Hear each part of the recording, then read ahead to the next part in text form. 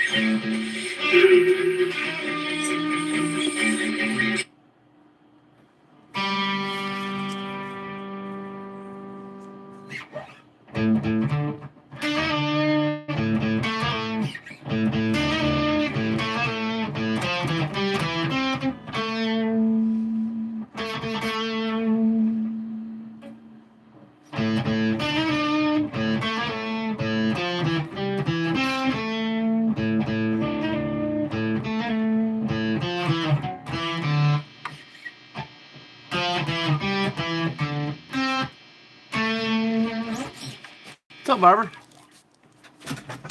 Oh, yeah. Let me see. What the hell's going on here with my YouTube channel?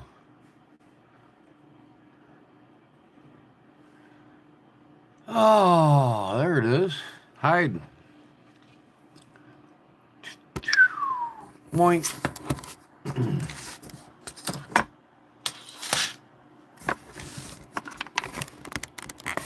Oh, yeah. Oh, yeah. Oh, yeah.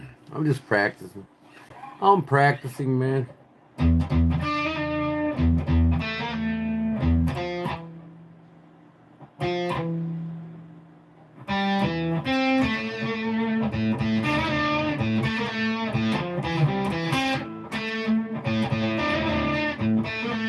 That song is in our time, Barbara, if you remember it.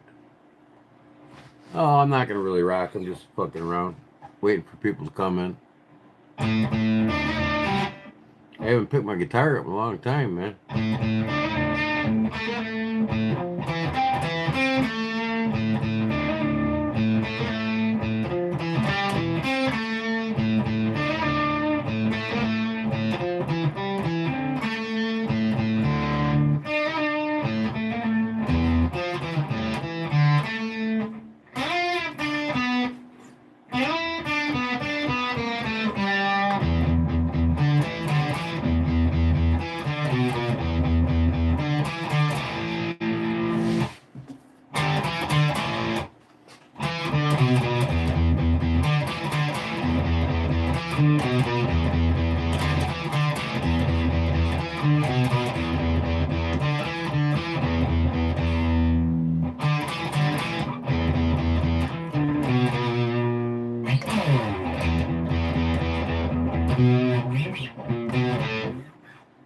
What the hell am I doing?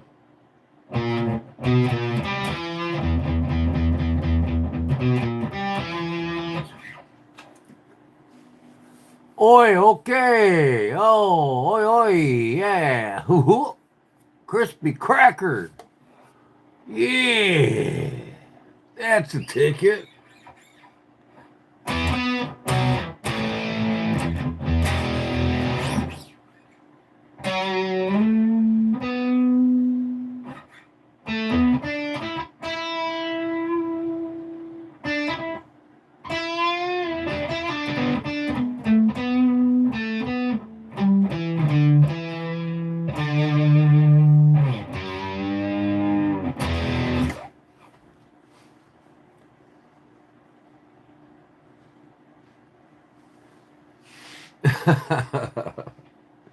Yeah.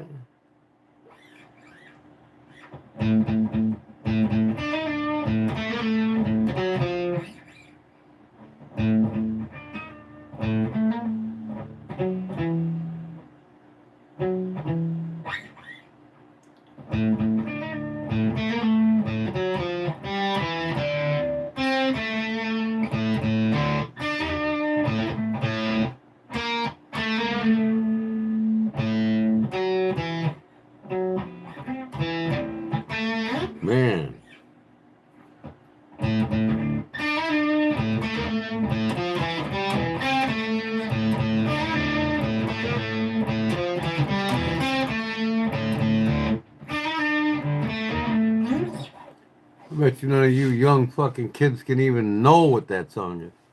Not even close.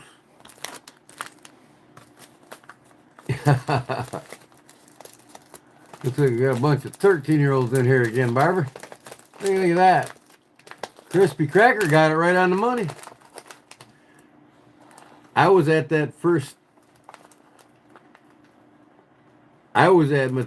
first concert ever. And I seen them 4 times total.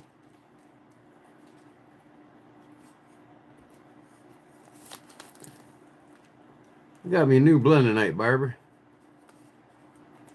Got me a whole new blend tonight, girl.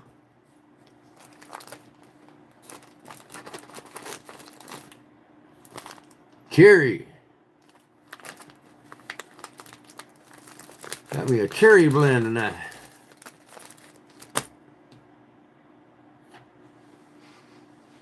What the fuck is Mary Gut? Mary Gut. Mary Gut. Is that like a slang?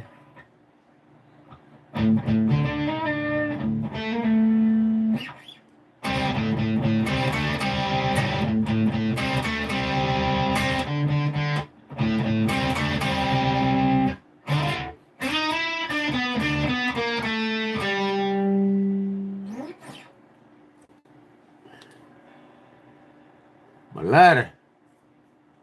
What the hell is Mary Gut? Barbara, help me out there.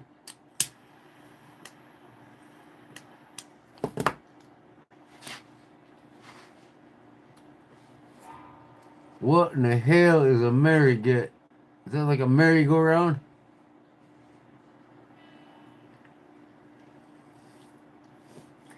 Hola, ¿cómo está? Muy bien. ¿Usted?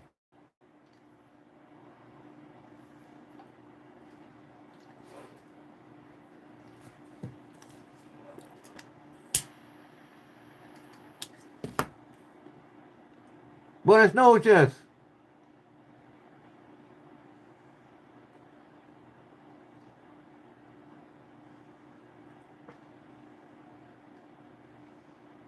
Entonces, poquito habla español. Poquito. No más. Hello, Jim.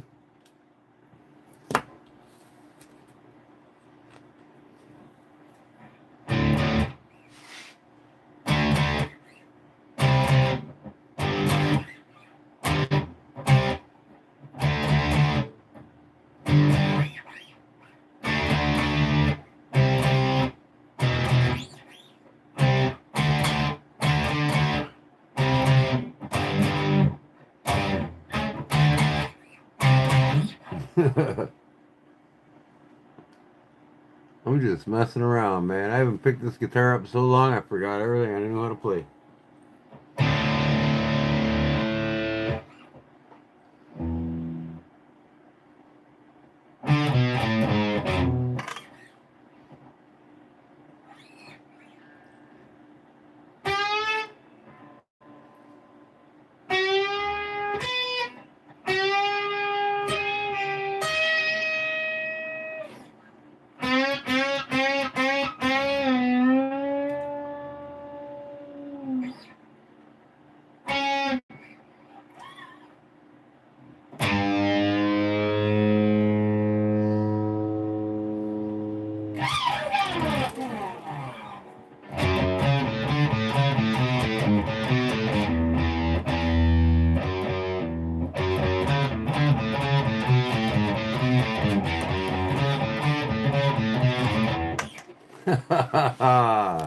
Oh.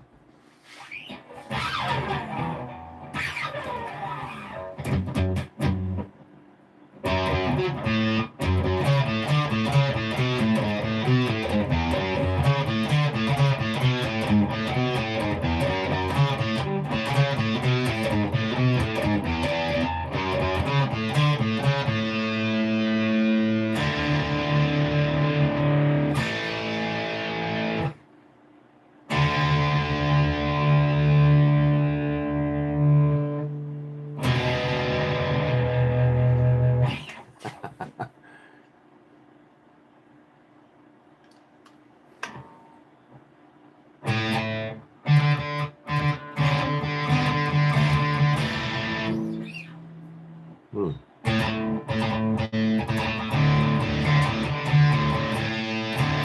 Can't remember them chords.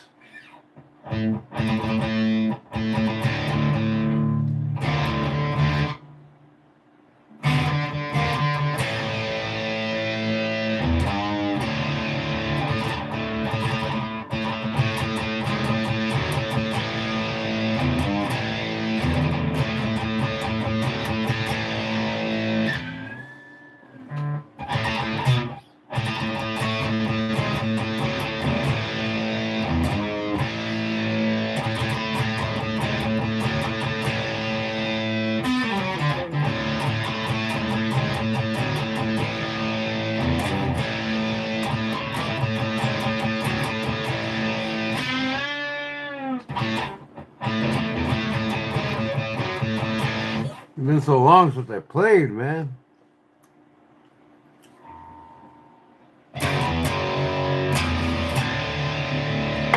Whoa!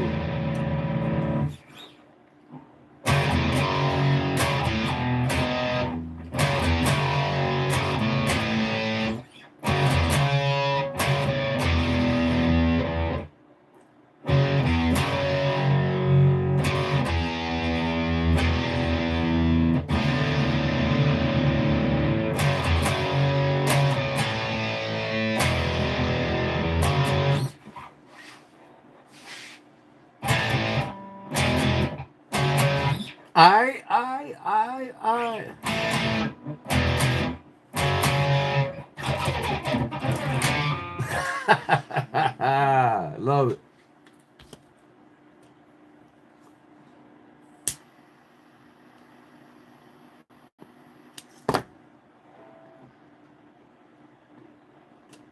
Oh.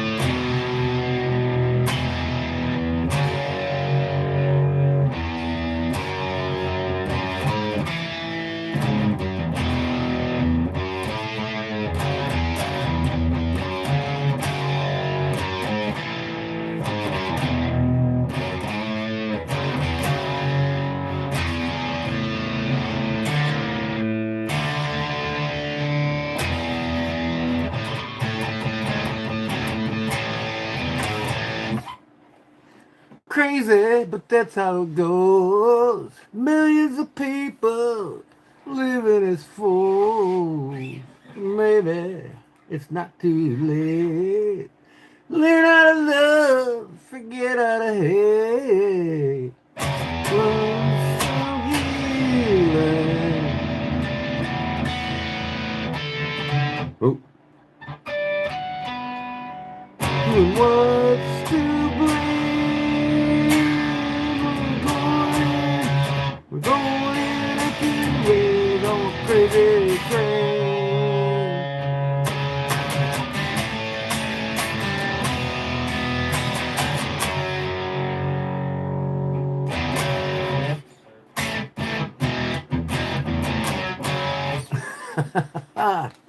Oh, I'm just messing around, practicing on my guitar. Haven't played it in a long, long time, and I thought I'd get the dust off of it tonight. And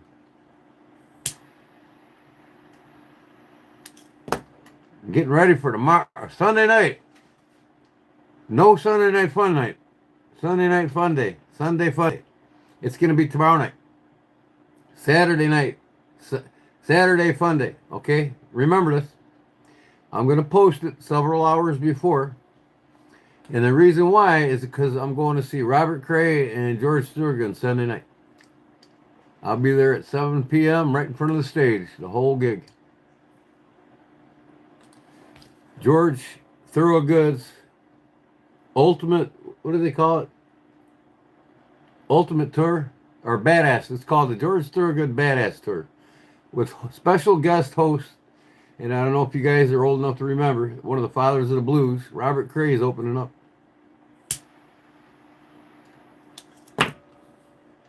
So I'm there. I got 2 tickets for $300. 4th row, right in the front.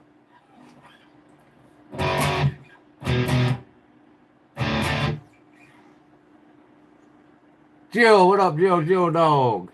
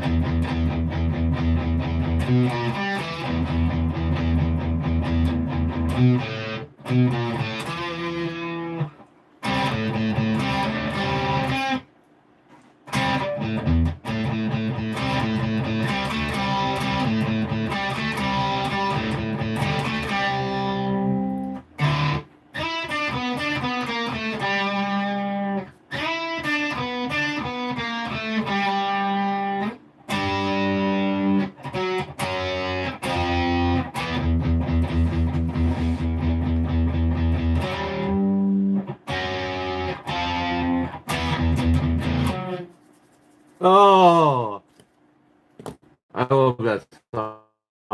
That's the first big hit of Metallica.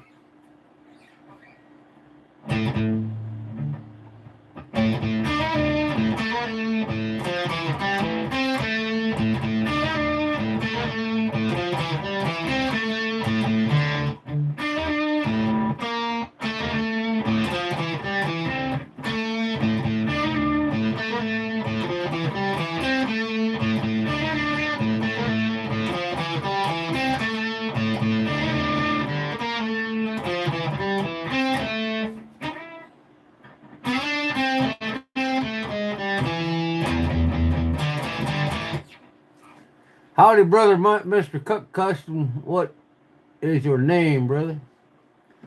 Mr. Cook's Custom, what is your name, brother? Charlie, and what is yours? Dang, Gordon, you're pretty darn good, brother. I don't know about that. I'm pretty damn rusty, but I am. Everything I learned, I forget.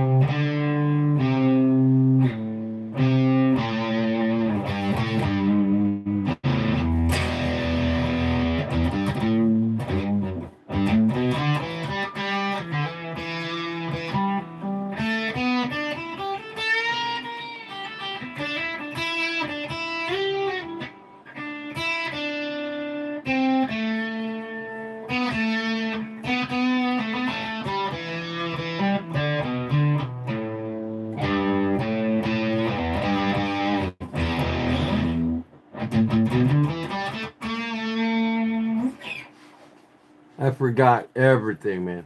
I forget everything all the time. I'm always forgetting songs. I can never learn them all the way through, and then when I get halfway through, I forget them.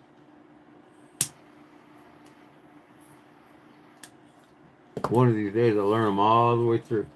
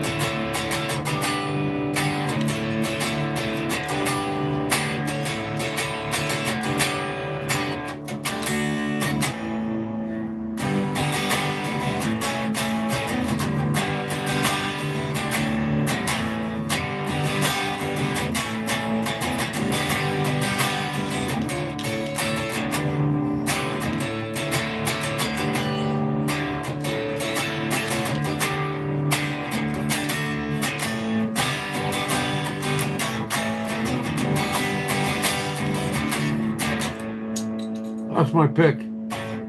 That's it. Hey lady, you got the love I need, so maybe more than enough. Oh, darling, darling, darling, take a rock with me. You got so much, so much. Yeah, yeah, yeah.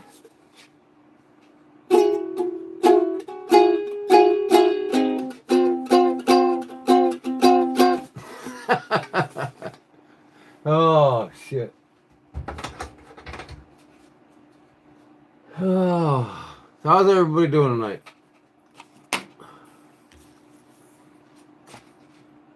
What the hell did I make today? Look what I made today. A canvas tote bag, Velcro. Ooh. For my Victorinox. I put a nice little leather strap on there with my deceased, one of my best friends that's deceased, insignia that's on his arm, tattoo of infinity and dream. That's his logo. So I made this last night actually. Just messing around. I thought it turned out nice.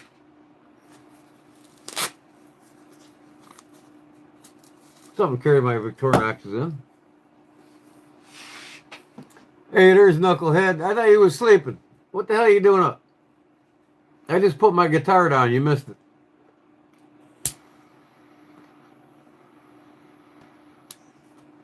Got me a new pipe tonight. Check that bad boy out. Yeah. Fuji Mama. It's a Fuji Mama.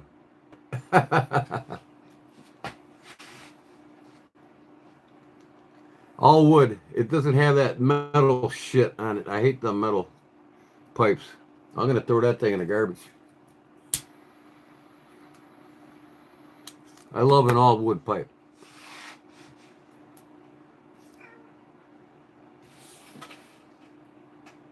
The cats are like freaking. What the hell is he doing over there? What am I doing, Katie? Huh?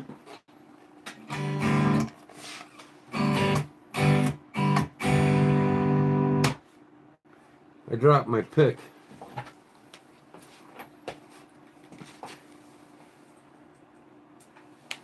Sometimes I have a hard time holding on to these damn things. Oh.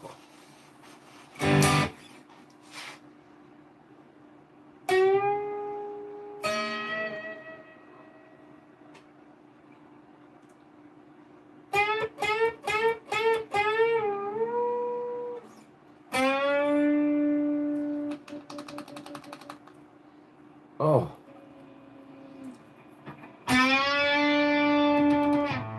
Uh-oh. Wrong one.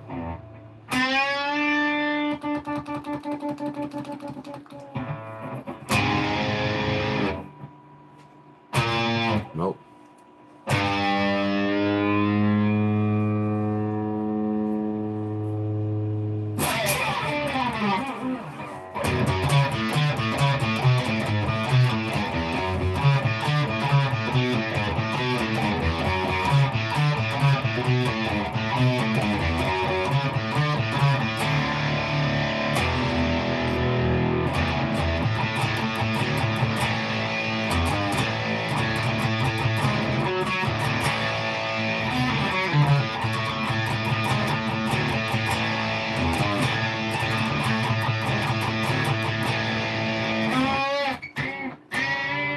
Can't get that sustained squeal in there.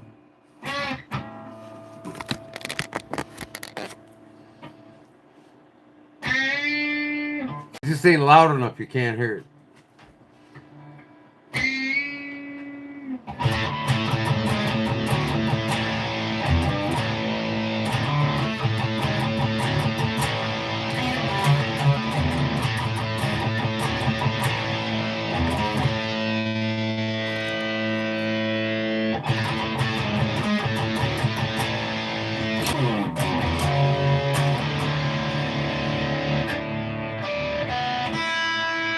Oop.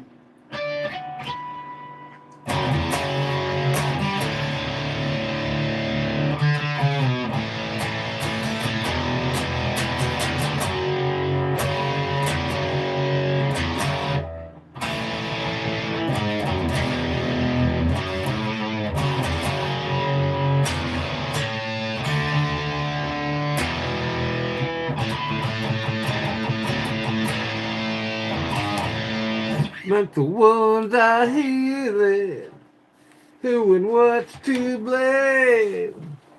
I'm going in after res on a crazy train.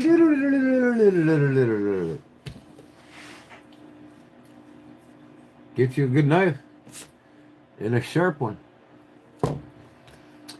So anyways, that's me jacking around. George who? George Jones? We got a George in the house?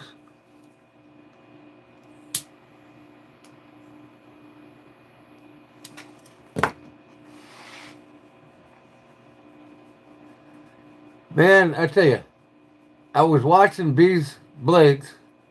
I didn't win anyways. I never fucking do. 5 years later, and I still haven't won anything on there. Beast goes, well, you got to say, I never win, and then you'll win. So I wrote that in the chat. I never win. Well, I fell asleep, woke out of it, and this one girl won it. I don't know if they drew me first and then redrew because I didn't answer because I was sleeping. I had it going on the couch with me. I was watching it, and I just dozed off. But, yeah, I mean, Gio, if I played long enough to to play out. I used to play out. I played several songs out with people, jam sessions and stuff. I used to go with my cousin. We used to do a lot of bluegrass. I used to fucking chicken pick like you wouldn't believe. And I quit doing all this shit, and I forgot most all of it. I mean, if you don't practice your guitar, like riding a bike, once you get back on it, it comes back real easy. And the songs come back easy, but I got to practice a song for a whole week to get it back to the way I used to have it. And I grew up playing the drums. I was a percussionist in grade school, high school, until I was about 26 years old. I played the drums. And then when I was about 30, I decided to pick up the guitar, and I played the guitar since I was 30. So 31 years later, I'm still fucking with the guitar and not playing the drums. And now I want to get a new drum set. I want to start playing drums again. When I played the drums, I was into Rush, Neil Peart, Ozzy. I loved playing Ozzy Osbourne on the drums, and I played Styx. Dennis DeYoung only lives like a half an hour from me, from Styx. In fact, I partied in his house with his daughter. His daughter threw a party in Dennis's house one night. I had no idea where I was going. My ex-girlfriend took me there. And I'm asking her, whose house are we in? She goes, oh, I didn't tell you yet, did I? I'm like, no, you didn't. You don't have to. Don't tell me. I'm going to guess. Where's the bathroom? So I go to the bathroom. And as I'm going to the bathroom, no shit. I mean, this is a mansion. I mean, he lives in Prestwick in Frankfort, Illinois. In this mansion, there's lions on each side of the entry going in. You get in there, and the bathroom is down a long corridor. I mean, there's a long corridor, and then at the end of the corridor, right there's the bathroom. I'm like, no, don't tell me. Let me guess. So as I'm going to the bathroom, I'm looking at both walls on each side of the corridor going down. Guess what I'm looking at? Growing up playing the drums to Dennis DeYoung and Styx, I'm looking at their gold and platinum albums on the fucking wall as I'm going to the bathroom. I'm like, I come back, I says, Rhonda, is this Dennis DeYoung's house? She's like, yep. Her daughter threw the party and invited me to come, and they went to school together. One of my ex-girlfriends and Dennis DeYoung's daughter. I'm like, get the fuck out of here. I idolized that band. That was my band, man. I love Styx. The Grand Illusion album. I play every song in that, in the Grand Illusion, word for word, note for note, on the drums. I can play every song on the drums. Even today, I can pick up some sticks and play every one of them songs. Oh, I used to play the blues and bluegrass all the time, Barbara. Not anymore. I gotta practice it to get good at it again. Come on, crybaby, let's go.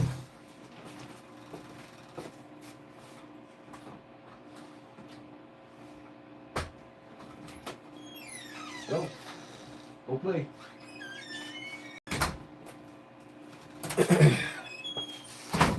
Yeah, no, I used to go to jam sessions for bluegrass every weekend. I mean, if you ever heard Seth from Deep South Cutlery, I can play as good, if not better, than he can at his age in bluegrass back then, but not today. I would have to practice for a few months straight to get all my chicken picking back and all the techniques I used to do. I basically forgot most of it. But I used to fucking wail in the chicken picking in the bluegrass. What are these morons saying? These trolls. Let me bring up my deleted message. Are you smoking crack? Come on, man. These fucking people gotta go. They gotta go. See ya.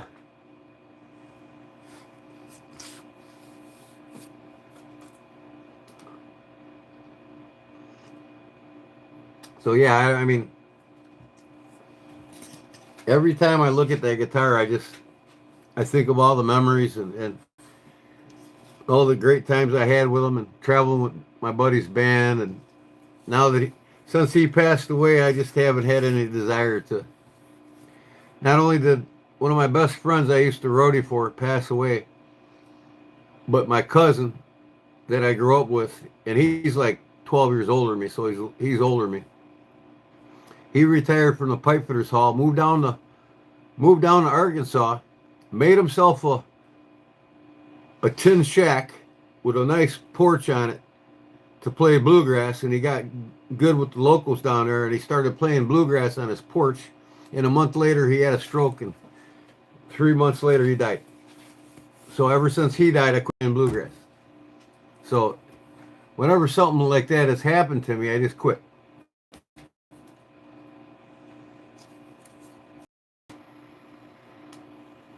Because it brings back too many memories, you know what I mean? And that's basically why I quit playing bluegrass, because of my cousin passing away.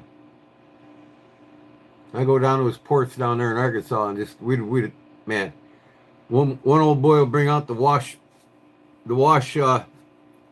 washboard. Another guy will have the bass, mouth harps. I used to take my mouth harps down there with me, and my 12-string and 6-string acoustic guitars, and we just had a blast. And since he died, I quit playing.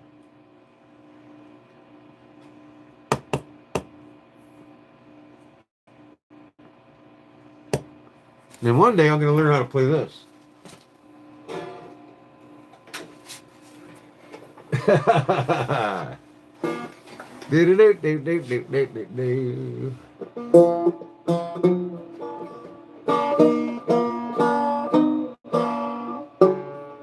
don't know how to play it.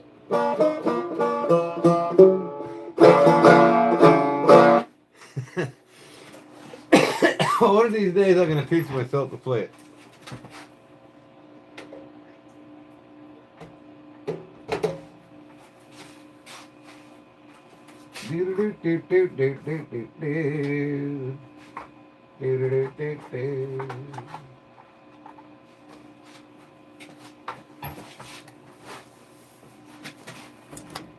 This thing's so out of tune. Gotta get the dust off it.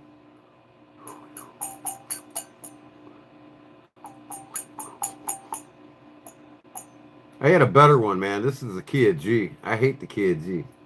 I got a key of E, and it's thinner, and it fits in my mouth better. And man, I can really wail on that thing. This thing's like garbage.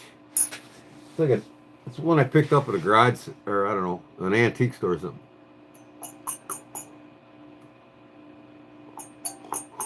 It doesn't even sound good.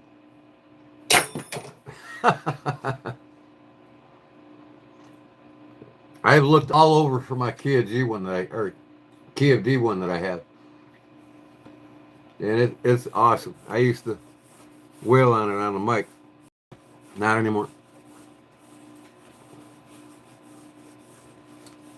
So I was thinking about trying to figure something out for tomorrow night. I was thinking about making a roll-up,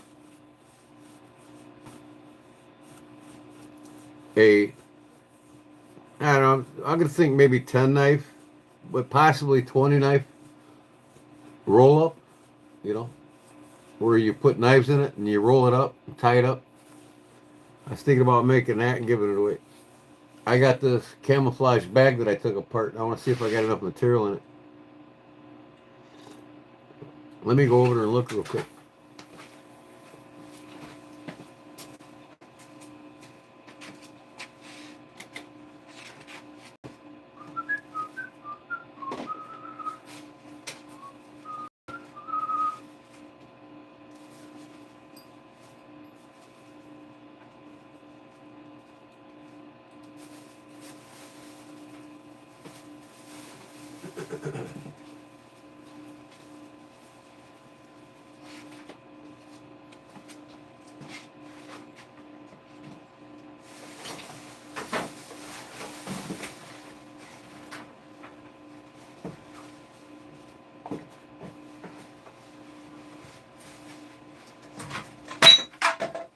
What was that? Oh, come on, man.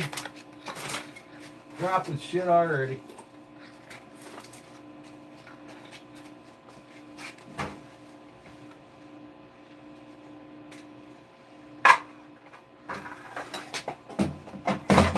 Come on.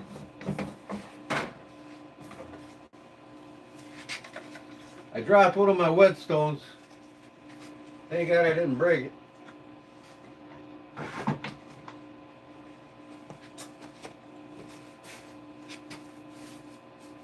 Oh.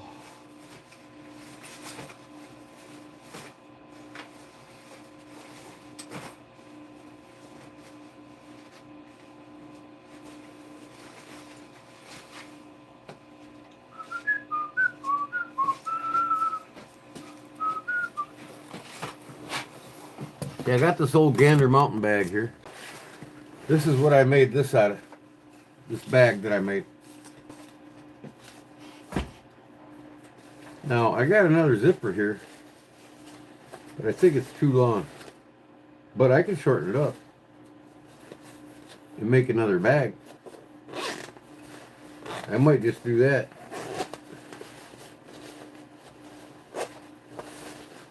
I like to recycle these old bags, you know.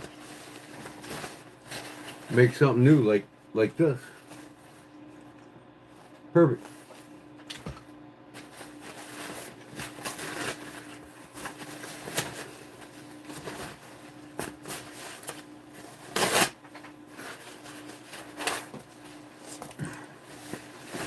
But the only thing I see salvageable on here that's big enough, where did I see it?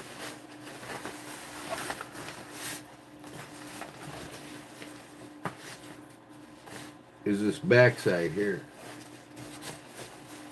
I don't know if I can make a roll up with that. It's got the strap going through it and I don't like that. But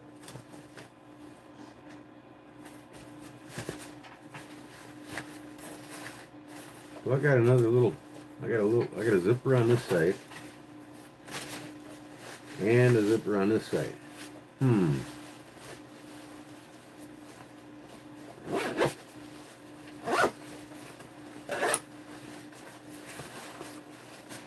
just thinking. Hope all is well with you, brother. Hi, Joe. That doesn't sound good. Yeah, I dropped my whetstone. I did chip the corner of it when it fell, but I didn't break it in half, thank God. One of my whetstones. It's not one of my expensive ones, though. It's one of them work sharp ones. But good thing is it didn't break. That's what hit the floor that you heard.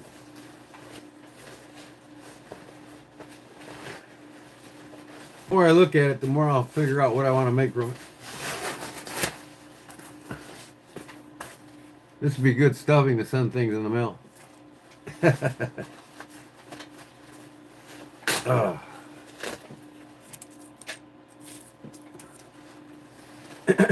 I got two zippers here. All I got to do is cut one short to make another one of them totes. And you know what? I got enough material to make another one of these. Maybe I'll make one of them tomorrow and give it away. You guys down for that? Getting one of these? The only thing is, I don't think I got a zipper for the inside to make a zip-up pouch in the inside. Let me see. Nope. Nope.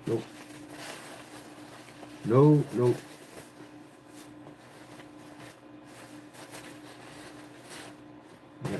A zipper on each side. One of them could be used for it, but no more mesh for the inside. I'm gonna look through what else I have. I got some other shit I can make something out of. Hey, what up, Paul? Let me go over and look what I got.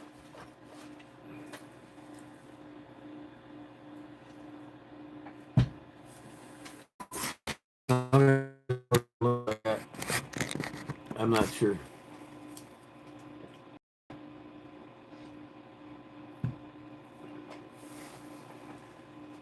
Sup, peeps? Says Cliff. Yeah, I'm just like scrolling through YouTube, seeing who's live, and it's like, fucking, it's a weekend night. Nobody's live. Come on, man. Most people ain't working on the weekends, right? And I'm like the only one that's live on a weekend night.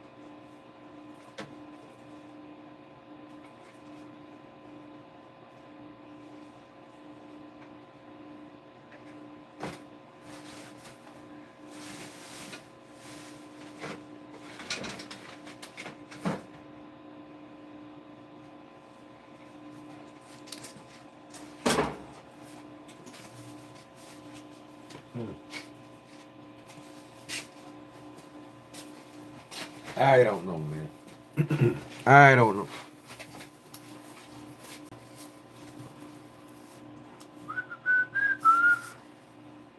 Gander Mountain. Who remembers that place? They even open still?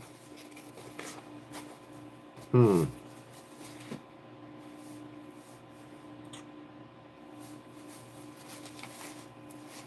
just looking at this and seeing what I can make across it. Here's what I can do. This is like, I don't know, I think it was like a piece of the side or something. But what I could do is sew 2 rows of pockets here for knives to go in. And then another piece to go over it. And then put a whole zipper all the way around it. You can unzip it and open it up like a book. And since I'm giving it away, I'm not selling nothing with Gander Mountain's name on it.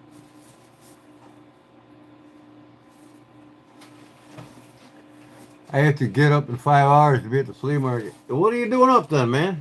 I told you to go to bed when I was talking to you.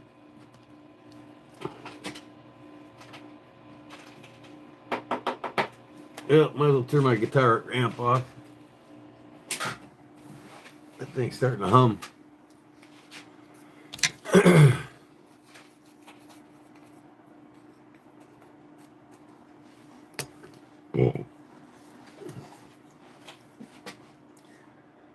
Oh.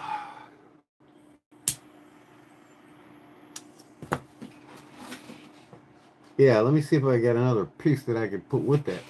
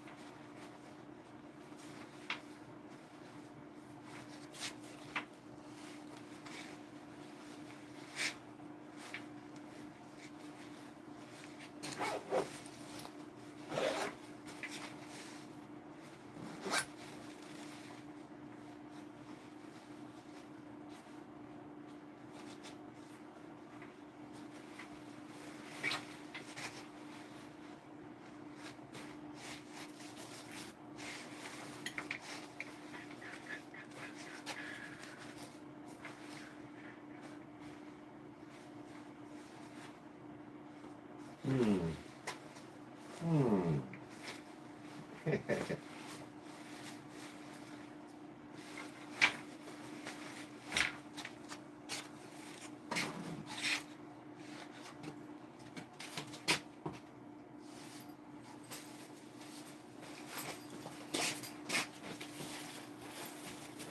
I'm sure I could figure something out. This came out of the inside. It's got two zippers on it.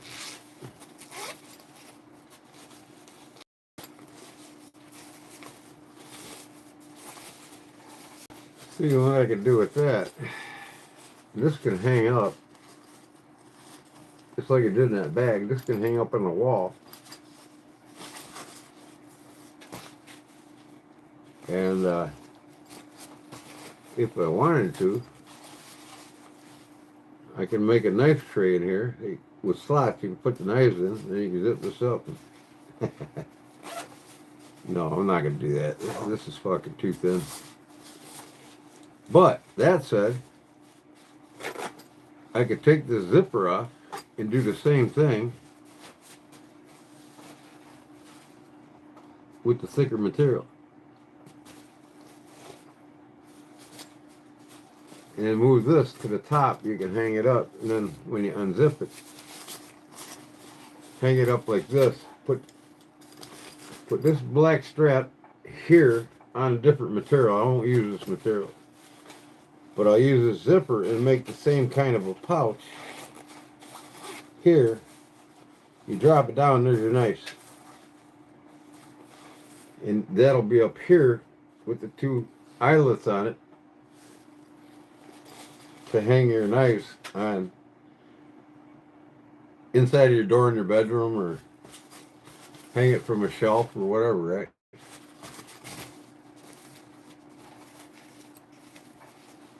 Just a little something and you could probably hang it in a fucking suitcase if you travel. You can take your knives with you.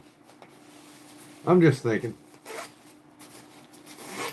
I like to recycle shit.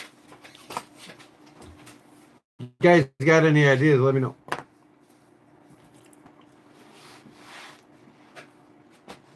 Get in the call, you rat laughing out loud. Bonjour, bonjour, Leon.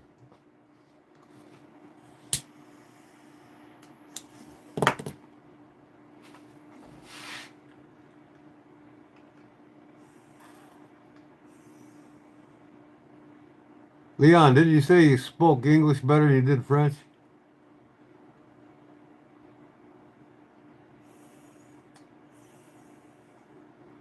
You call Mr. Mouse a rat?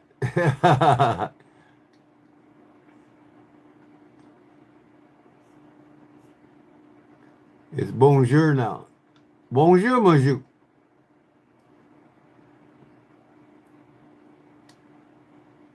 Man, I got a knack for chewing on these damn pipes, and this thing's already chewed up. I've only had it about 6 hours.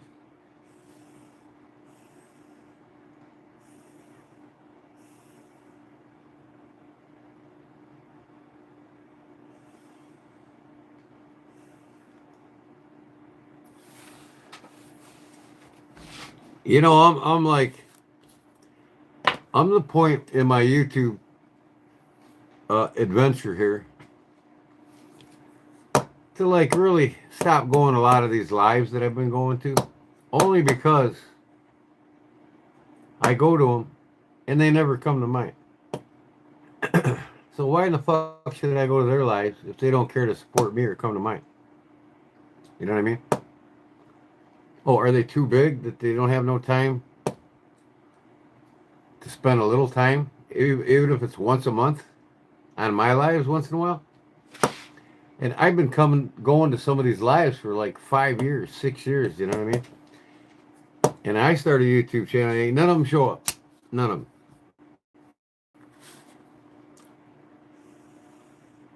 And it's like, why? Why do I go to them? You know? Especially some of them I go to, and you know, they ignore me. It's like, oh, fuck you, man. Hey, if I'm not fucking paying to be a member of your channel, you don't have to ignore me.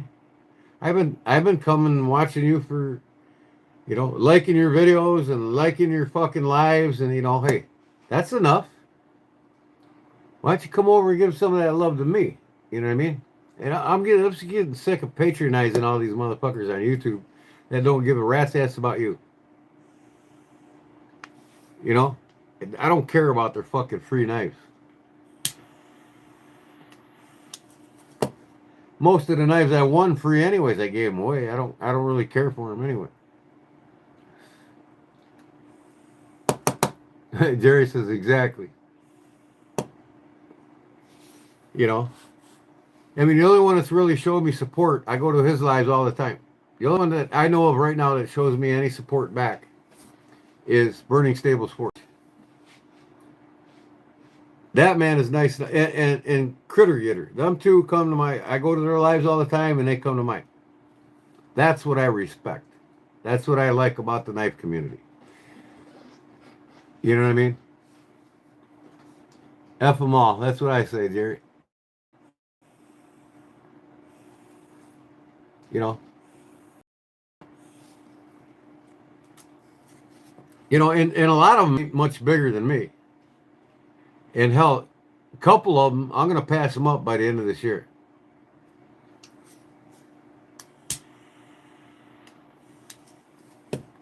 And eventually I'll pass most of them up. Like, for instance, Bees Blades. In about 2 years, I'll pass him up.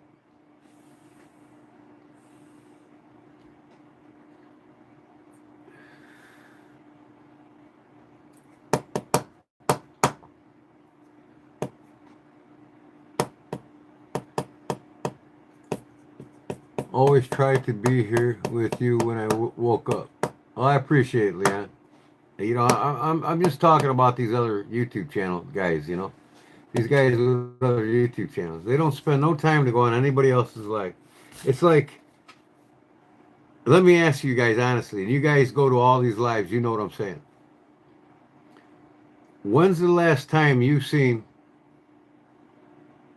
Bees Blades or Knees Knives or Rochambeau? When is another time you've actually seen them on somebody else's live in the chat? Just the bullshit with you all. You know what I mean? Especially Knees Knives. He's gotten so fucking big. All he cares about is the money he's making. He don't give a shit about anybody.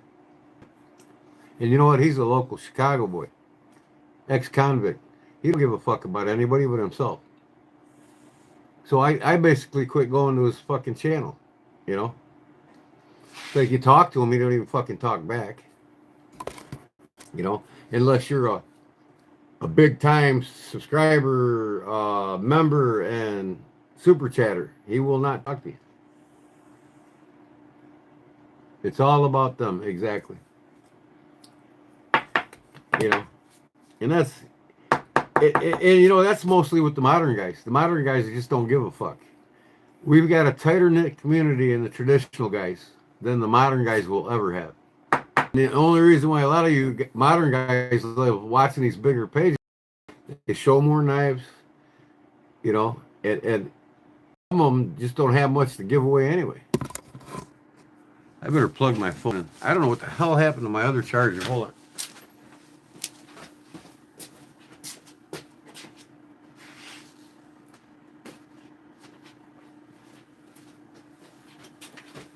Yeah, so if they can't be bothered to waste their time once a month on my page, I'm not going to be fucking bothered to waste my time at all on their pages.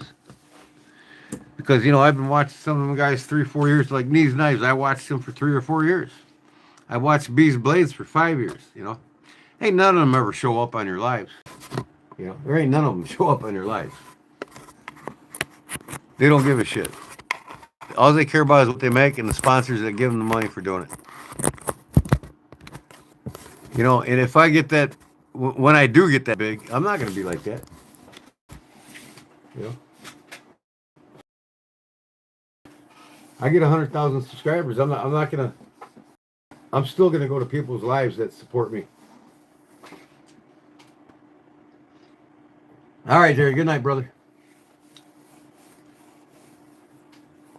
Never what, Cliff? What we talking about here? I'm missing something here.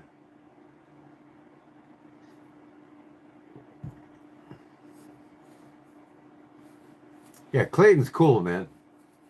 Clayton's really cool. He's goofy as all hell, but so am I. You know, who ain't, really? You know, we all got a little goofy streak to us. Even these knives got a fucking goofy streak to him. He looks like a manic depressant.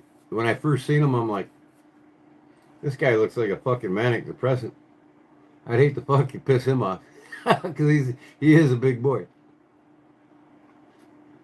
And an ex-convict. I'm sure he can fucking fight pretty damn good. And a Chicago boy at that. I know he can fight. So I wouldn't want to piss him off, but never seen them. Who's that, Paul? Or Cliff?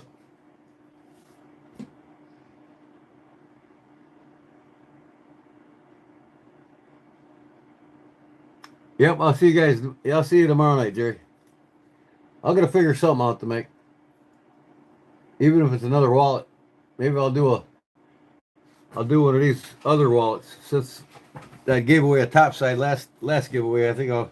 But I gotta make 2 giveaways for members only and for subscribers.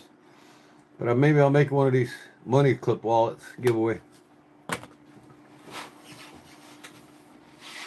Because last giveaway I made a topside, so this time I think I'll make maybe 2 of these.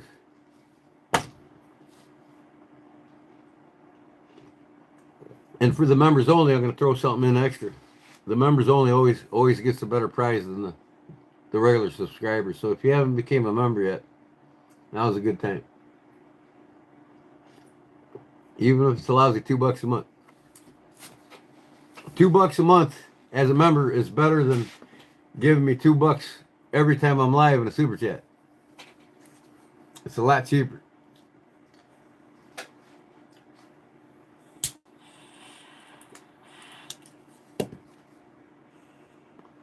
This cherry ain't too bad. I don't think I'm going to get it again.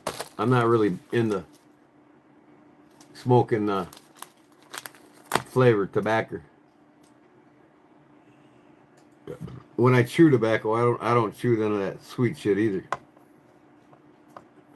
Skull Straight or Copenhagen. That's the only 2 I chew. Never seen them.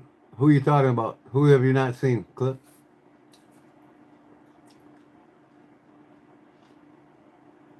I mean, correct me, guys. Am I wrong? I mean, you know, I support Clayton. He's cool as fuck.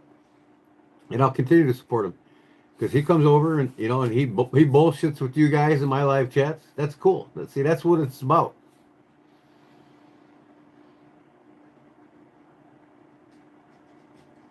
They don't care about your lip anyways. What lip? What are you talking about?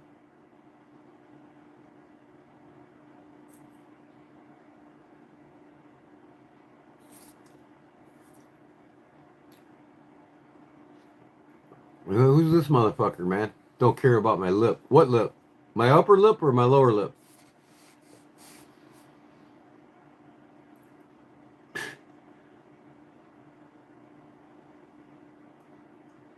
Yeah, it's a cherry tobacco.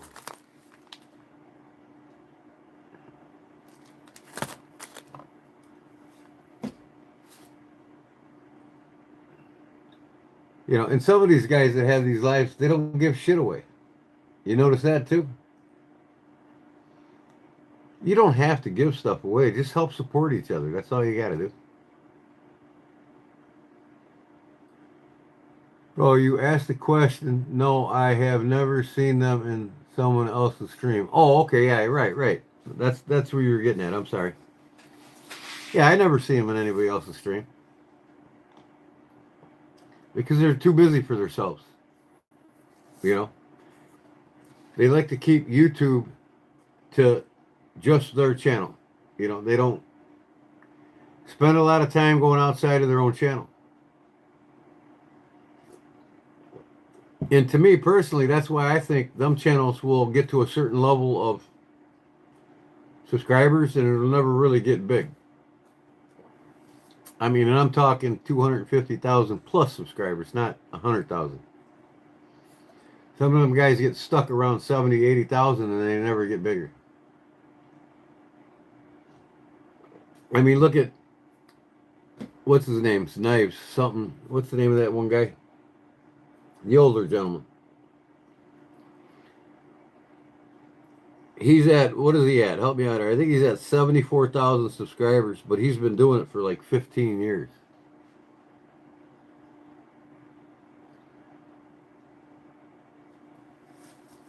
I wonder where I'm going to be at in 15 years. I'm already at 3 years. In 3 years, I'm working on 6,000 subscribers. The big tubers lose the personal touch of friends. It gets out of hand and they can't. They can't. Hmm.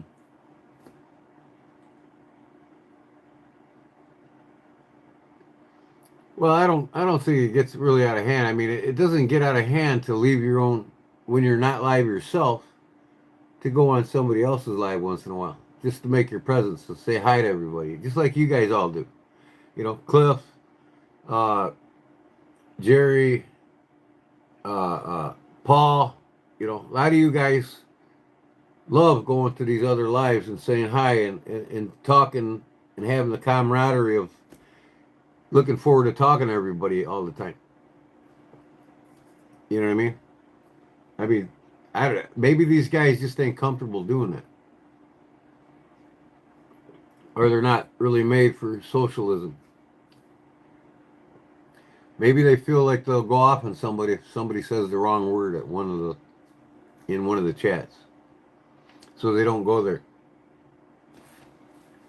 You know, they got their own script they go by on their YouTube channel, and they don't go above it because they're not really a social bug.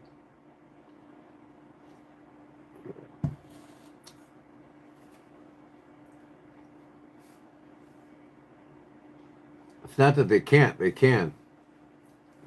They just don't want to.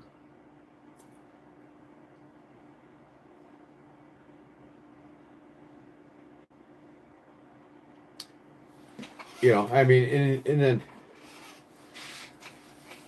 you know, you got a small YouTuber that just started like Clayton. You know, the guy's got a heart of gold. He's got a personality like you wouldn't believe.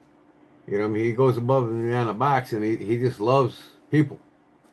You know, personally, to me, I could see him growing over 100,000, just the way he is. I think Cliff needs a wrench. He's a good boy. I'll decide that when I'm ready. He is a good boy. Both of these have been a good boy.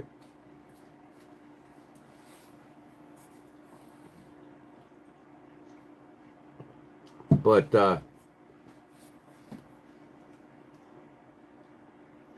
I don't even know what the hell I want to do tonight. I'm just happy to see you all here as usual. The ones that come in and out all the time, I appreciate it. I really do. And I'm not talking people down. I don't want to talk people down. I just, support. I mean, I'm just so sick of spending a lot of my time to go to all these lives, and mostly it's for you guys. I love to go to another live and see you guys there. You know what I mean? That's basically what it's about. But for them to talk to me, yeah, it's a little disturbing. You know, they got their homies, and that's the way it's going to be.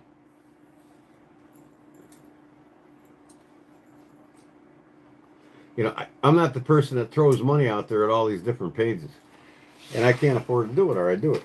I can't afford to give super chats in every fucking channel I go to. Because if I did, I wouldn't have knives. I wouldn't have the money for my own knives. Because people ain't giving me free knives to give away. One day they will. I'll get a couple sponsors and start getting knives to give away on them. But I've contacted a couple people, and I'm going to start contacting more and see if I can't get at least one or two sponsors for my channel. And then when I do that, I really got to watch my P's and Q's. I can't be talking shit about politics and religion and, you know, just everything that's controversial to the rest of the world. You know, I got to be very couth in my conversation of what I say and do. I can't, you know, basically put myself in the wrong spot of saying the wrong things when you got sponsorships. You know, because you're representing them, you can't, you know, if you say something stupid politically or religiously or, you know, to them stupid, that's it. They'll cut you off. You know, they don't, you got to keep their business in mind when you get sponsors. You can't be a total goofball, you know what I mean? Because you're their image just on a YouTube channel as if I was to be a guy to produce a commercial for them on television. I'm their image, so I got to be smart about it when I do it. Man, you know, why am I doing anything tonight? My fucking phone just keeps fucking up. It's breaking up. I'm all pixelated again as usual. I need to get a dedicated system, get a cat cord down here from my router to my PC and just run a live straight through my PC and use my camera as another camera. And that will eliminate the pixelization in my videos. Lucky, what's up? Who's Lucky? Lurky, what's up? Who's Lurky? Did I miss a Lurky? Or is there somebody here with the nickname Lurky? Who's Lurky, Cliff?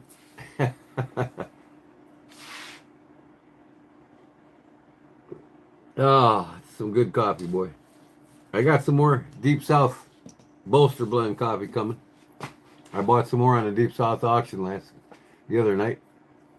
night. Lucky Lurkerson? Who in the hell's that? Is he here in the chat? Cheeseburger, yum. Who's Lucky Lurkerson? Is it the hamburger on a Popeye show? Chocolate milkshake. What the hell is that now, Mouse? You're killing me. It's that one guy from that thing. What's that thing? I have no idea what that thing is. Is that a program or a show or what? Sitcom?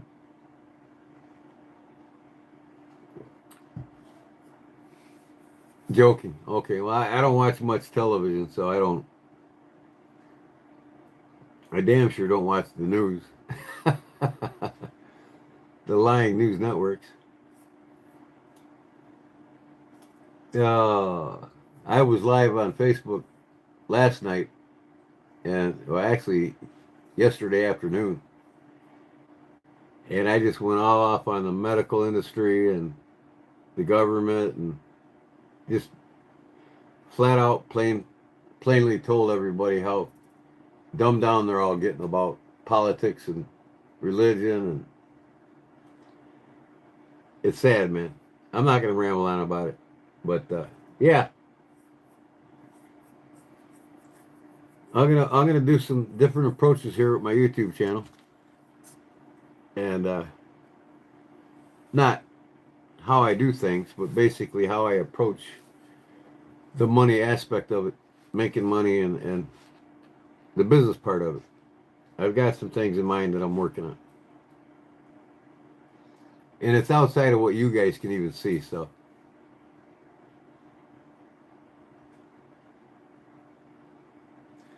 Is that one guy from that thing? Oh, that's funny. I basically came on here live tonight just to let you know I'm going to a concert Sunday night, so I'm not going to push it off to Monday. Instead, do it tomorrow night. That way you just don't have to wait another day after Sunday. I couldn't hear you over my fluoride processed foods and seed oils. Seed oils, bad news, man. Bad news. But there are 5 essential seeds that are, especially if you're over 50, that you benefit from. And I just happened to do some research on them today, or last night. No, this morning, in fact. The 5 seeds you should put in your diet is pumpkin seeds, hemp seeds, not hemp seeds, chia seeds, ground flax seeds, sesame seeds, and black sesame seeds. Them's the 5 seeds you should have in your diet. I have 4 of the 5 myself. Pumpkin seeds, they're loaded in magnesium.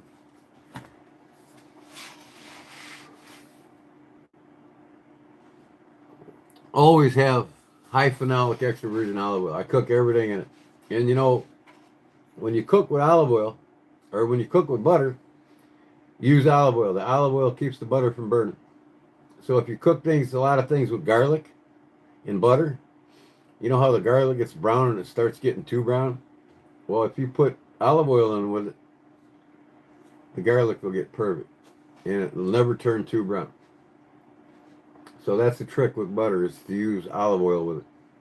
And not only that, they complement each other, and they're both the healthy fats to eat. Real butter is the healthiest thing to eat outside in the butter world. The worst is that fucking processed margarine. That shit is LDL in a can. I mean, it's just fucking waiting to clog your veins. Have to try what? Ground fog. Oh, cooking with olive oil and butter? Yeah. Try it. Anything that you cook in butter, use olive oil and the butter will not burn. That simple. You cook onions, the butter will not burn the onions or the butter.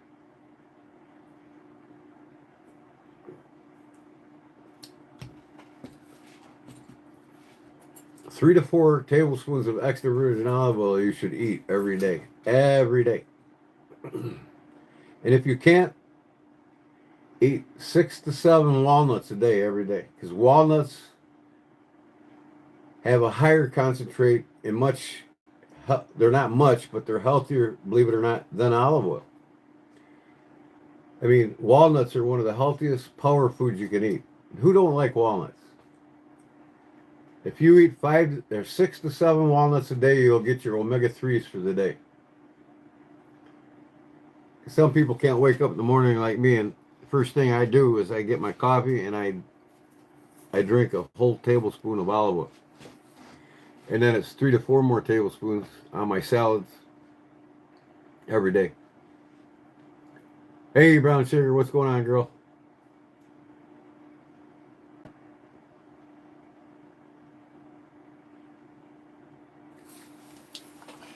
So yeah, I fell asleep on Bees Blades.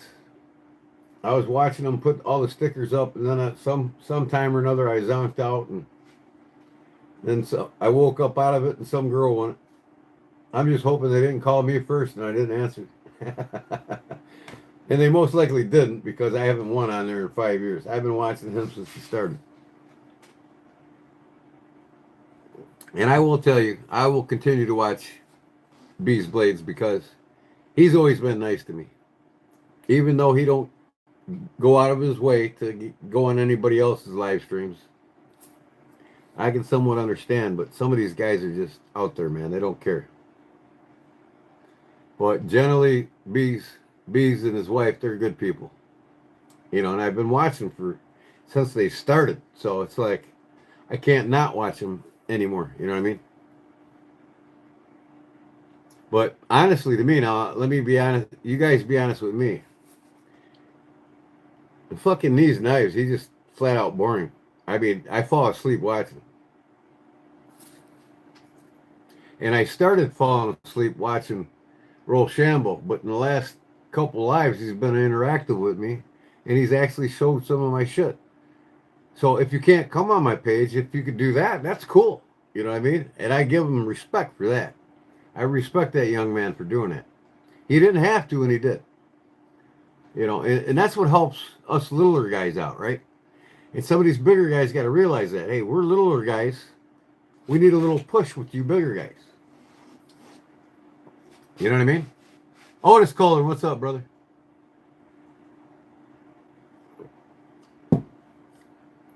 It's when the bigger guys just don't give a shit about any of it but what they do. And they don't go outside their box. They're too uncomfortable to go outside their box.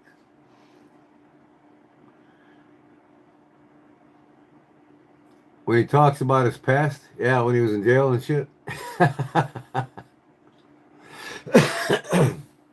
He don't talk so much like that anymore though because of his sponsors. The more and more sponsors he's got, the more he shut up. He used to cuss like a banshee. Now he don't anymore. See what I mean? When you get sponsors, you got to really be koosh about what you're saying. If you understand the word koosh. Because when they sponsor you, you're their image. You know what I mean? Everybody looks up to their companies through their sponsors or their the people that they sponsor.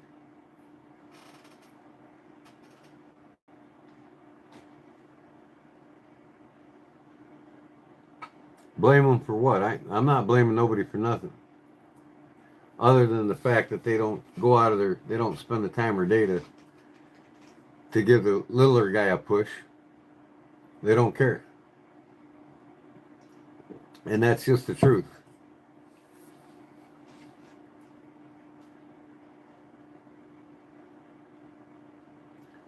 Hey, money talks and bullshit walks. Basically, that's what they're all about. They don't care about anything else but the money. And that's why they do it. Once they get to a certain point and they get so many sponsors, they're starting to make a little bit of money. And actually a lot more than us smaller guys, you know. So they're not going to go out of their way to, hey, show this, you know, we were once small ourselves, you know, and we know what it's like to have a little push from a bigger guy once in a while, you know. When they can't do that, it's just too much of a burden for them. I don't need to follow them anymore. I don't need to watch their shit anymore. You know? It's like Jerry Shelby. You know, he makes things out of leather. He's a small guy. He ain't got a big YouTube channel. Compared to me, he's a small guy. You know? Big Jim. Compared to me, he's a small guy. I've always let Jerry sell his stuff on my channel. A lot of these big channels, they got too many sponsors. They don't want you on there showing your shit and trying to push it. I don't care. You know what I mean? You know, I'm not Jerry, Charlie, Cook, you know, all you guys want to sell your shit. You know, more exposure here. You guys are a little bit smaller than me. I'm happy to share your stuff with the world a little more than you would on your own. And that's helping the smaller guy. They'll get up there, you know. I'm not up there yet. I'm only at 5,180 subs. You know, I should be at around 10,000 subs by the end of the year.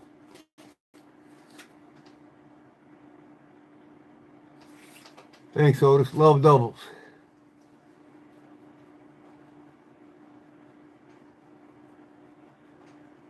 Eve Landraver, M. Mouse Getty, Brown Sugar, Hi Dear, Sugar War, Hex, yeah. Thanks, Otis. Love doubles.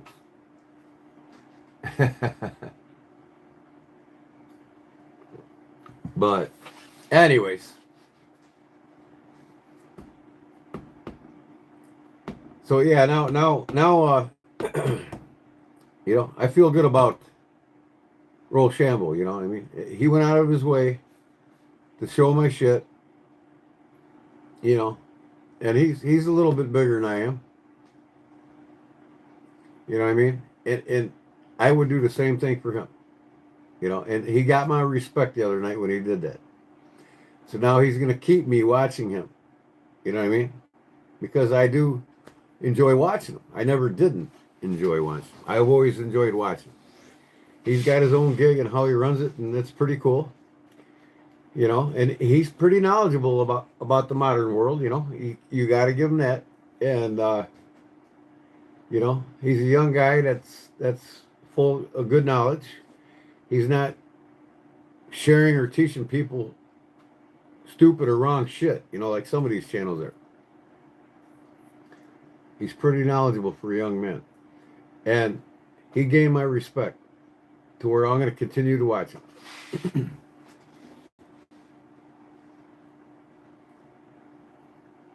Jesus Christ, is that the way, the truth, and the life? Jesus loves you. Man, where do these people come from, man? Hey, church is Sunday, pal. Oh, I'm sorry, guys. I'm a man of God. I always told you, you know what my favorite saying is? Dear Lord, save me from your followers. If you understand that. Duty seems cool. Who's Duty? Duty seems cool. Who in the heck is Duty? Howdy Doody or what? Are you talking about Rochambeau? Is that what they call him? What is Rochambeau's real name? Does anybody know it? I don't. All these years I watched him, I never knew his real name.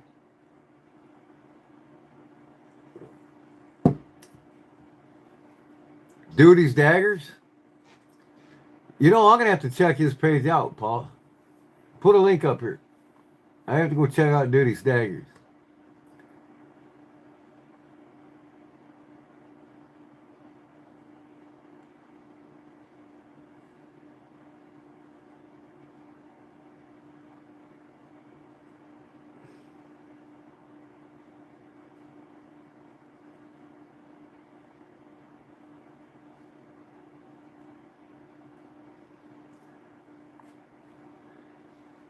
Oh. Put a link up here, Paul. Cliff, what'd you carry today? Have you put it down yet? If you know what I mean.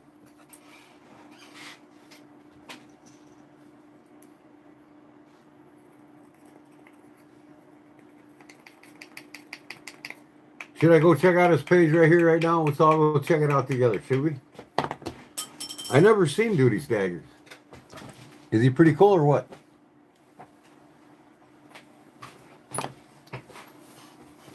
Is the guy make daggers? What's his gig? Mm. All right, back to the regular tobacco. This is the Platinum series. Oh, I waxed my Sal Buster pocket drop today. Oh, awesome. You waxed the shit out of it, didn't you? The knife doctor teach you that?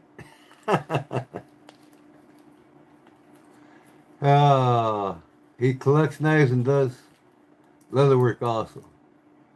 3 cold steels Cliff carried today. Here's what I carried today.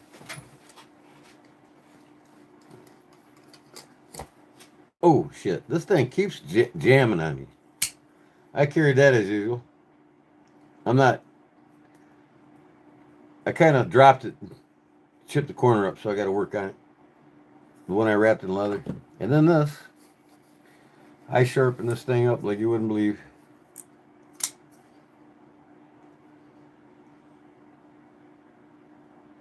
You see that one? I love this knife, man. It's one of my favorite modern folders. Extreme ratio. Made in Italy, baby. Carried by the police and military in Italy. I'm big in Italian and French-made knives. I'll tell you what. And the Portugal knives. The French, the Italians, in Portugal make some of the best modern fucking folding knives you'll ever own in your life. And if any of you American boys don't own one, get with the program. I'm telling you right now. They're some of the best, most well-made knives, and they got super powder steels, especially out of Montiago, Italy. They make some of the finest fucking modern folders you'll ever put in your hands. Smoother than any fucking Benchmade you'll ever have in your hands. And I guarantee you that. If you haven't had a handmade, ever bought a knife handmade in Montiago, Italy, you don't know what the fuck I'm talking about. And you can compare it to any knife that fucking Benchmade's ever came out with, and it'll blow it away. Am I wrong, Leon?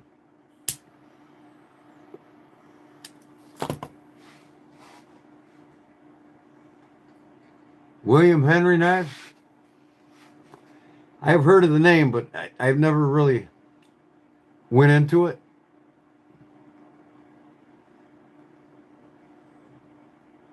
You know, there's a lot of fucking knife makers, even in this country, that make handmade custom knives that'll just blow your fucking mind, man. Make a Chris Reeves Sabenza look sick. I'm telling you, I can get the Blade magazines out. I got the whole collection of Blade magazines from all the different years. And I can show you 100 knife makers just in America that make a better knife than Chris Reeves. And most of their knives start out at like $1,800 and go up. They don't charge $400 or $500 for their knives.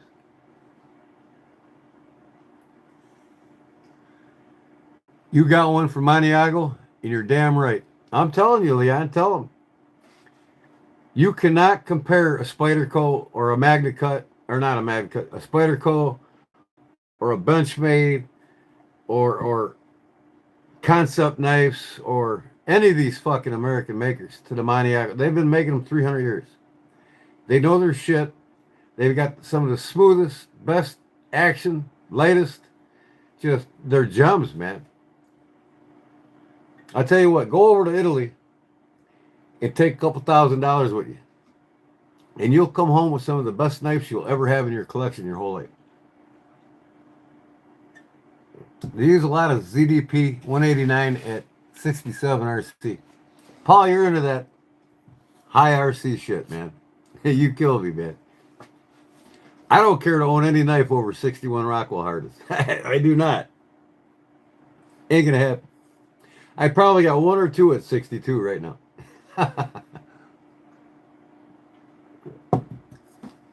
Unless I just want to sit there and look at them, pull the drawer out and look at them.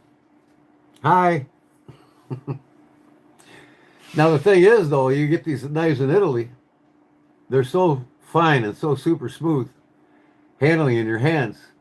It's like you want to use them. You don't want to fucking look at them. I mean, these fucking knives are built to use. And you'll have a collection of nothing but user knives made in Italy. And a lot of them are lesser expensive than what you're going to pay for a Benchmade. Overpriced shit. My eyes are tired, everybody. Enjoy your night. All right, Brown Sugar, you too. God bless you, girl. Thanks for coming in. And tomorrow night, or it's tonight now, tonight, Saturday night, is my giveaway. Not Sunday, because Sunday I'm going to a George Thorogood concert. The Badass Tour, George Thorogood. He's got Robert Cray, one of the blues gods, opening up for him, man. It's going to be a hell of a time. Good night, girl. Thanks for stopping in again.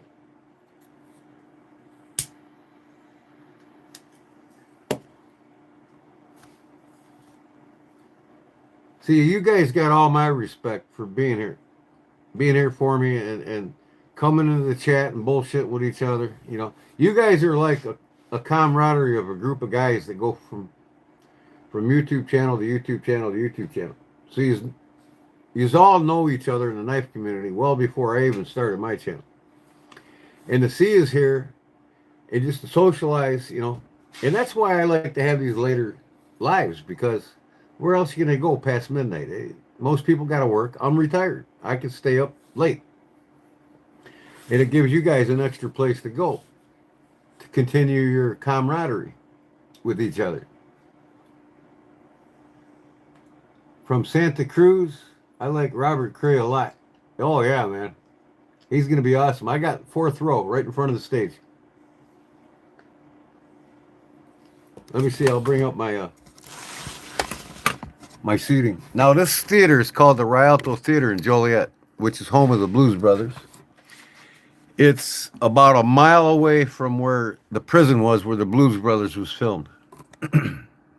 Okay, and let me see if I can bring it up.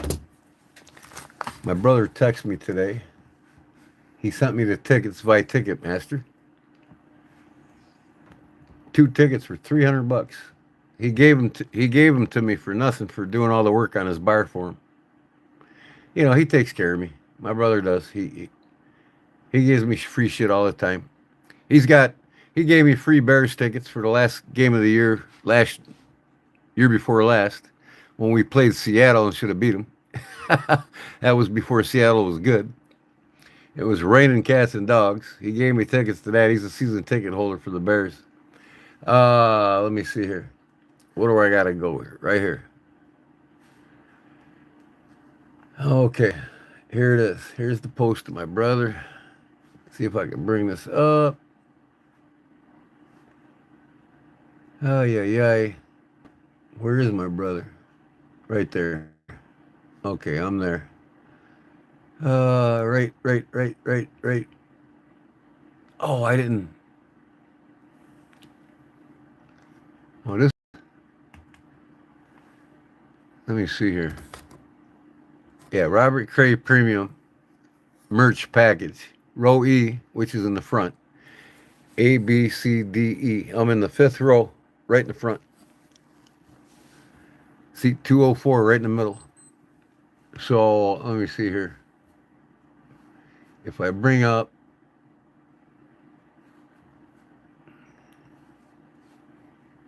another page, let me see here. Split this. Okay. Bring this over here. Come on, man. Okay. Oh, here's my buddy. Here's my buddy from France right here, man. This guy's got a shitload of knives. Boy, I wish I lived by you, Leon. I'd be at this guy's shop every day. Have you found him yet? Went to find the shop yet where he's located at? This guy's got some of the finest knives in all of Italy, right in that shop.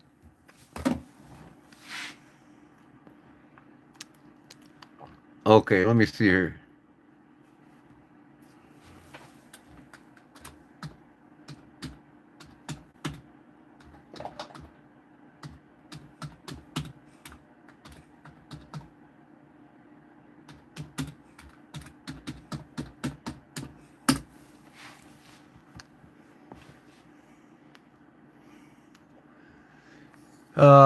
Rialto Square Theater.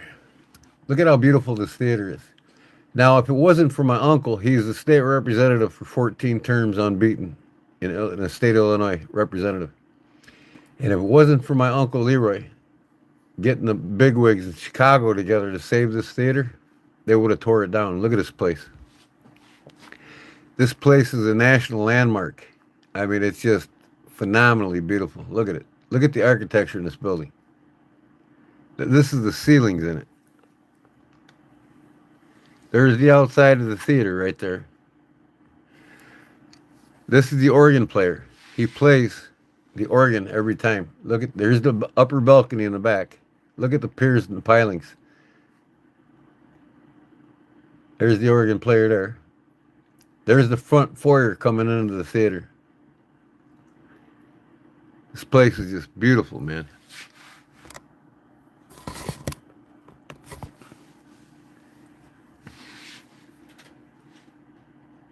Well, Verda, isn't that a grape? Everybody says that. Yes, indeed it is.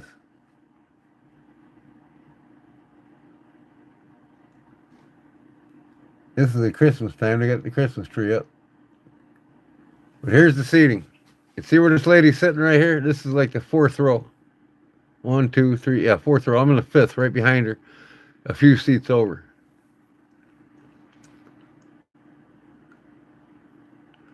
Here's the stage, and then here's the front entrance, the Rialto. And if you go down the road about another quarter of a mile and turn right, go over the bridge, turn left, and go another quarter of a mile, you're at the Stateville Prison, where the Blues Brothers was filmed. This one's on, it's called Chicago Street, downtown Joliet. Home of the Blues Brothers. Yeah, but they don't have a picture of the organ player, this guy here playing the organ. I wish they did. But there's an organ in front of the stage where it comes up out of the, it lifts up out of the ground, and he plays as he's coming up. It's badass. But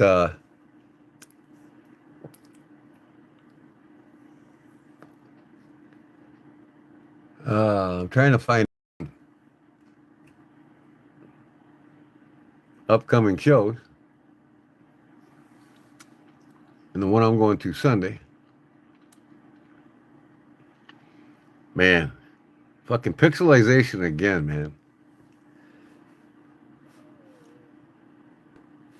Well, I guess that ain't gonna show nothing. I'm trying to find the damn seating here.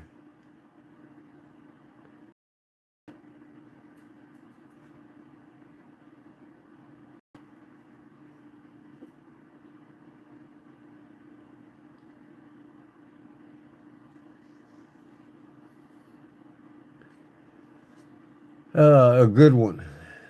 Cathedral. Anyway, let me see here. This guy's got some knives, man. I'm telling you what. We'll go to his channel here. Where's that? Morverde Filos. I love the fucking knives he gets in all the time. Damascus. What are they? S. Let me see here.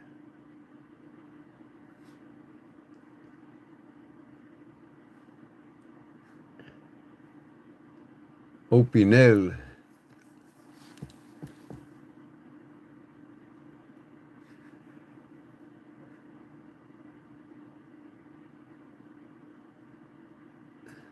These knives are badass too, man.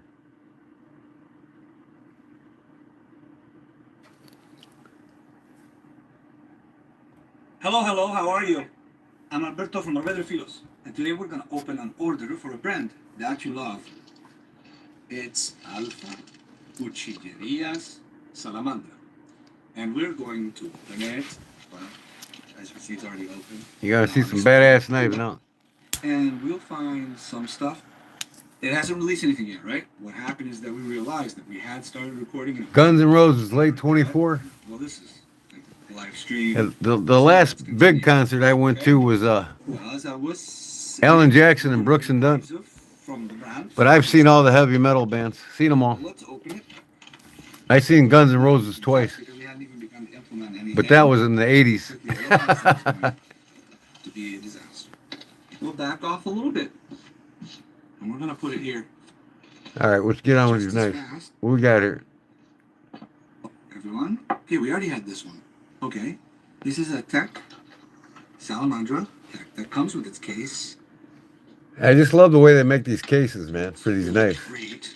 It just makes me rethink my leather work and how I do them. Look at that. And here we're going to find It's just phenomenal. I mean, I can do that, no problem. Really cool. With cocoa bullet wood. This Tanto Taitebe stainless steel ferrule and this beautiful 67 layer Damascus. I did, Leon. I was a kid. I seen him in 1979. But we had a piece that we had run out of, and now we have it replaced here. That's actually one of the first concerts I ever went to with my uncle. Okay, let's see. This is the this one. Here's what I remember correctly. Is the one of these replacements, the brass one, which we have here. We'll wrap it up nicely later. This is an Eris. I love this little knife. We recently made a Look at video how on skinny it. that thing The is. first knife sold at more Bladesmithing, and that's why we're especially fond of it. Very cool. Look at this beautiful No, not. brass one. Where's that at? Where's Kenumworth? Starting to pick up that patina. No, 79. Well, it's the same, Song remains the same. but it's a bit The bigger. song remains the same. Tour 1979, New York City. Really amazing. They work really well. They're very light with fantastic finishes that Ramon is accustomed to. Okay, let's continue. Oh, it was. I still remember it to this day, Paul. I was only a kid, man. Okay, we have this one here. Don't move it. I was 14 years old when I This went. one, this one. This one's also. Okay, let's go with these three models. 304 and 131. I mean, I've seen all the big bands, man. I've seen Metallica 5 times. You know, I've seen Kiss 4 times. Well, the Aura is another one. Metallica, Quiet Riot. The truth is You name them, man. I've seen them all, man. You name a band, I've seen it. Boston, This one's in birch. Stones, Pink This one is Floyd, recommended to us. Rush. I've seen them all, man. By a good I don't friend. remember half of them because I was all fucked up when I He went to bought them. a pistachio, and well, he told me. Oh, these knives are phenomenal, Otis. I'm gonna keep one. Well, we listened to him, and the truth is, You know, there's a lot better knives around the world than what you guys see here in the States. and this one must be in pistachio, which is. And they're half the price. You know, when Benchmade comes out with their prices, it just makes me cringe. When knife makers like this make a way better knife, and they're all handmade, Pistachio wood is. and they're like half the price. Look how pretty it is. Gorgeous. Look at how beautiful that thing is. I mean, come on. It's rear lock. It's bow. Look at this. Birchwood. I mean, And let's go with this other one. This 311. everybody's got to have all this fucking titanium and all these extra light alloys. Why? A knife is a tool, but you want weight behind that motherfucker so you can cut something easier. This is an Aris. You get a weightless knife, it's like using your fingernail. There you have it. The Aris in Benedictine 1.416 gram. Very cool. The pistachio wood is really pretty. Really. Metallica 2 times. Nice. Yeah, the first time I seen them was their first tour Light at one. Poplar Creek. I don't know if you remember Poplar Creek, Okay. but it was tore down like Let's go. in the I'm 90s. gonna remove this paper. I took my motorcycle up there, I think 1987, Delete everything. 86 or 87, Masters of Puppets. Okay, let's go with another stick. And they had long hair and you couldn't see their face the whole concert. This is a Gemini. Yeah, a lot of these you can get in the United It States. has a 0 of 2. Like Arizona Knives carries a lot of them. And well, 1. Note that Gemini. You know, if Case Knives sells something similar to this, and they do, because they are designed it's like $159. Ramon Gonzalez, You know, okay? you can get these knives for like They $129. don't, but it's not like And- that. Just like the Valeria, for example. Yeah, look at Arizona Knives. They got a lot of the Italian and French knives in them. Okay. Phone is ringing. We'll ring. Okay. And this is also another new one. Okay. And this guy's he's got a website too. He'll ship to America. It's also Pay the shipping cost. in Sembrano wood. Okay. A lot of the European countries will ship to the United States. It has a deep sports clip. Hey, Paul, does that wood look familiar, Paul? And Or not Paul, but Cliff brought. the finishes are excellent. Does that wood look familiar to you? And, well, it's quite a peculiar knife from what I can see. Look at how wide the blade is. That's zebra wood, the same wood that's on your A knife. little different from everything we're used to. 67 layer Damascus steel with a VG10 core. This orange ferrule here that gives it a cool touch. And Well, that's fine. You're the one losing out, sticking with just USA made very good, knives. some Because most of them are manufactured, not made by hand. And well, it's a You want a different quality knife, you get them made by hand. And the truth is... Because the love and the art of making the knife is all there, We'll brother. keep expanding, okay? We will expand as more and more... There's more than just U.S. knives. Let's continue. And don't let any of these knife manufacturers fool you. A lot of the parts even on them American-made knives come from overseas. 632. They cut costs any way they can.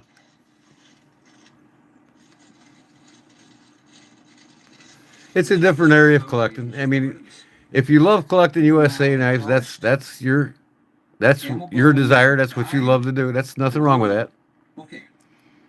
We brought this one in the other order. This is gonna fall. But I've got even here. I've got some of the finest made knives in the world. And it's a real beauty. This is wonderful. And that's me. What a beautiful knife. You can't collect them all. You can't collect every fucking knife you put your eyeballs on. But to me, having a variety made around the world is you get to experience the knife culture outside of the country.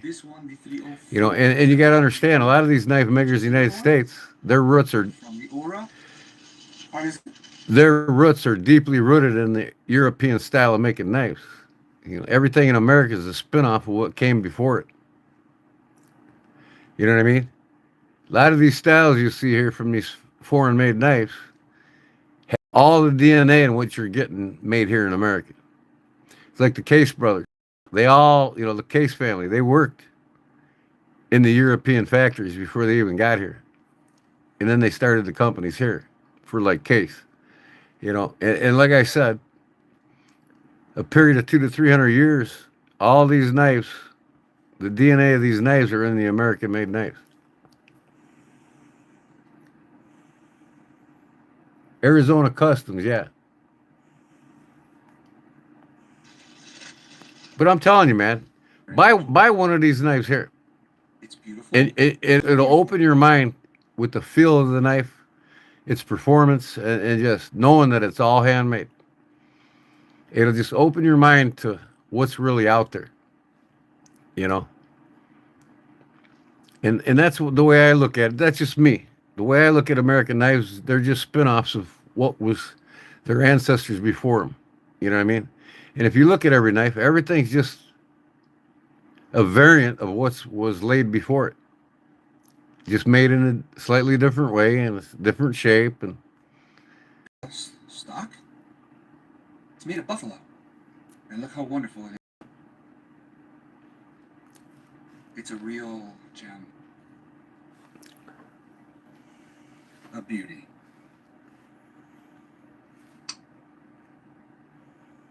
Super well finished. And it's amazing.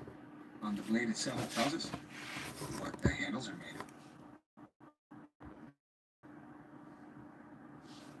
I'm going to close it delicately, like our friend Vicente wants to do, although sometimes I forget.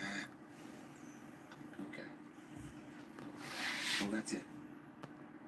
And we've left it for the end. Well, as you can see, it wasn't a very large order.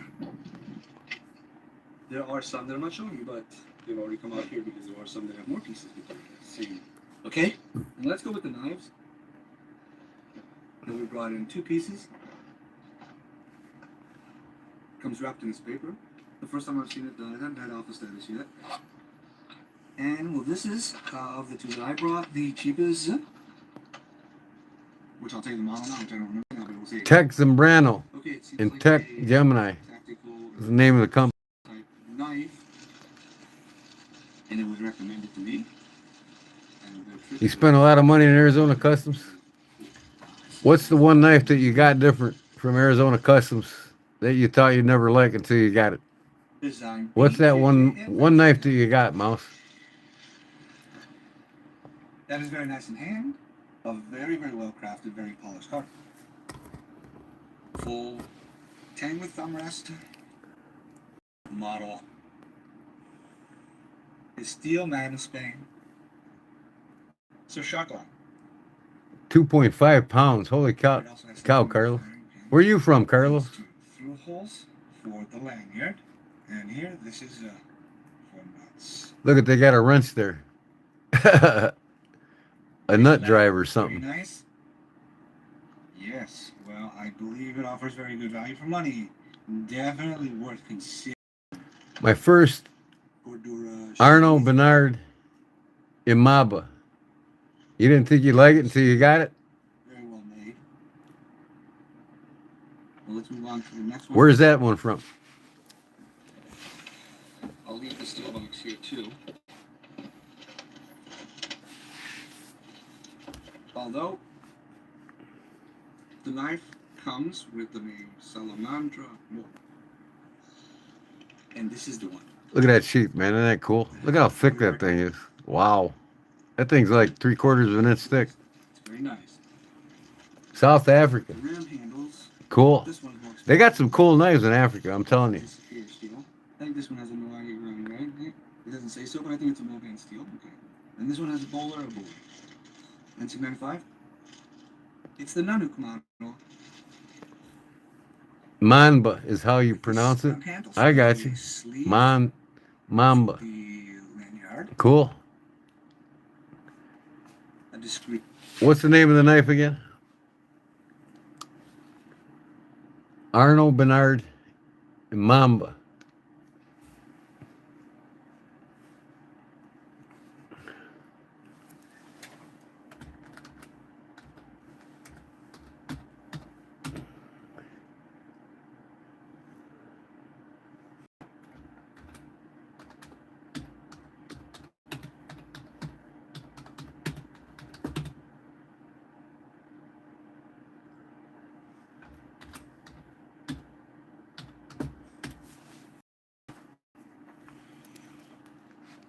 This it here?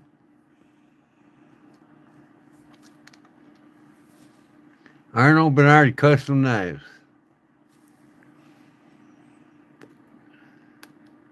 Which one? That one, this one, that one? Imamba.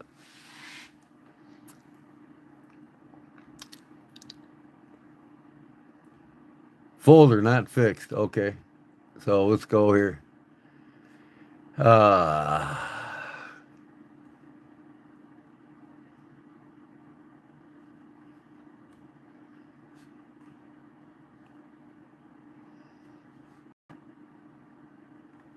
Right here. Is that it? Imamba right there.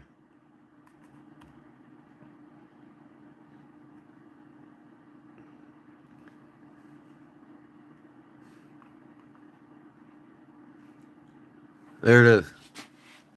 That thing's sweet. What the hell? They got the mammoth tooth here? What is that? Or is that tusk? That's pretty sweet. What did that cost you?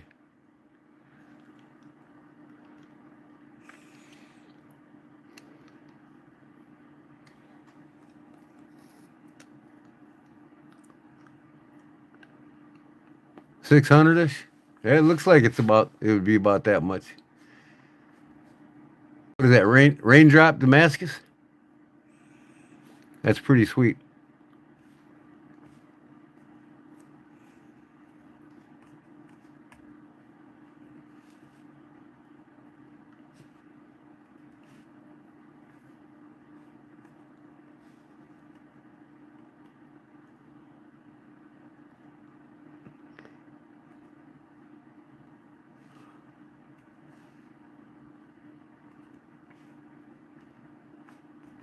Yeah, that's a raindrop Damascus.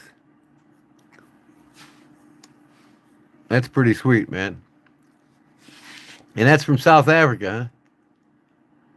I love the hardware on that. That's cool. I actually am ordering some of them. They sell them at knifemakers.com. Decorative hex heads. I want them on my knife. That looks like a molar tooth. Mammoth tooth. Molar. Mammoth molar tooth. Is this the knife you were talking about, though? Mount?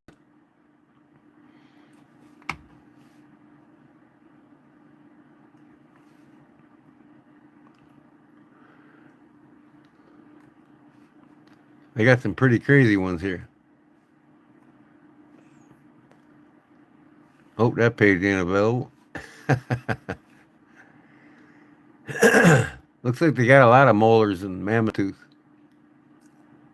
Warthog tusk. Okay.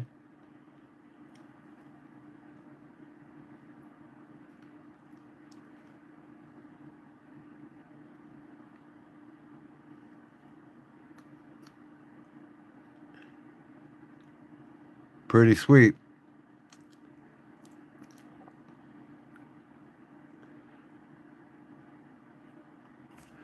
Yeah, they ain't no cheap dates, that's for sure. Let's see what else this guy's got here. Which one did I see that I think he showed the fox knives. You guys ever see the fox knives? I know Arizona Custom sells them. Kudaman. I showed the Kudaman, I think.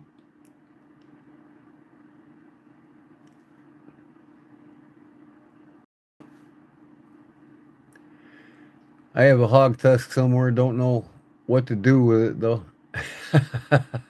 Send it to me. I'll make a knife out of it for you.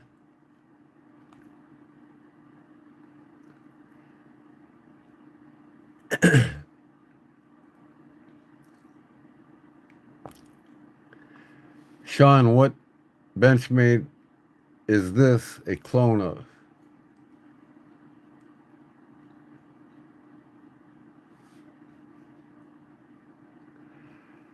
Uh,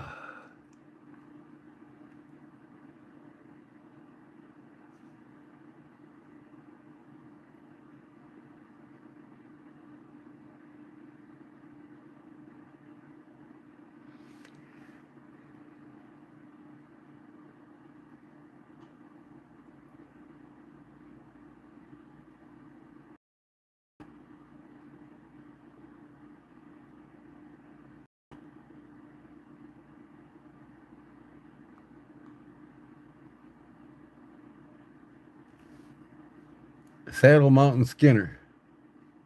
Okay, guys, I'm out. See you later. All right, Charlie, man. God bless you. Thanks for coming in. I'm sorry I'm getting boring here. Hope I'm not too boring.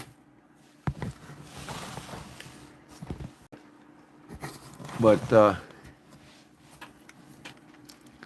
I actually went to bed at midnight last night. You guys believe that? First time I went to bed before midnight in a long, long time.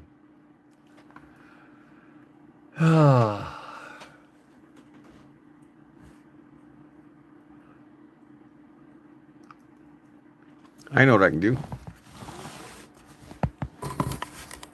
Let me get some mags out of it.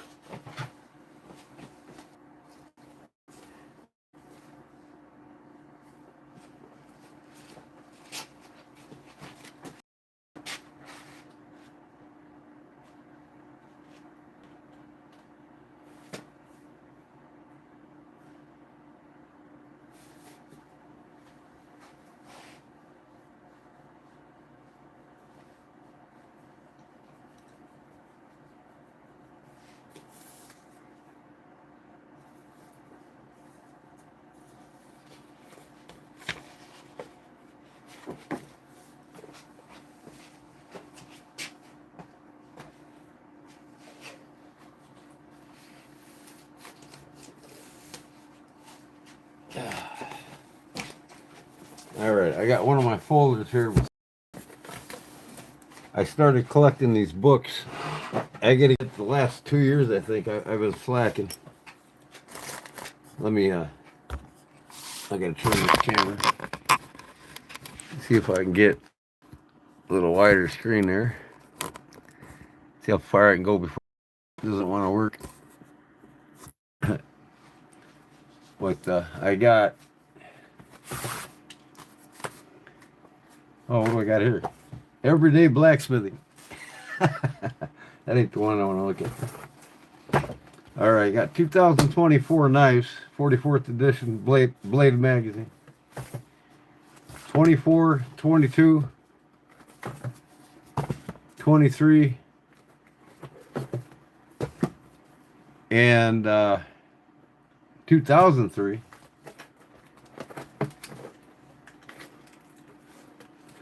Yeah, so I started collecting these 20 and 22. 22, 23, 24. Yeah, I got to get 25 and 26 now. But this is 2003. This is the oldest one. We can start with that. We can see what was hot back in 2003.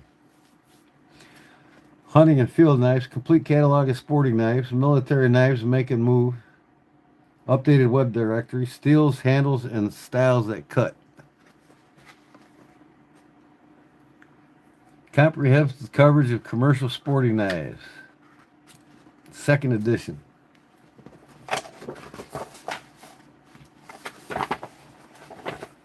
This is all in black and white. I want them in color. The other ones are in color. But in 2003, we can see what was hot, what was not. The Middle East, Far East Knife Feast, Bali Song.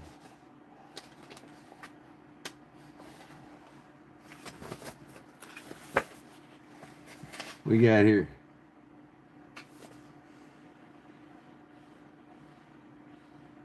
Microtech. 2003 Microtech.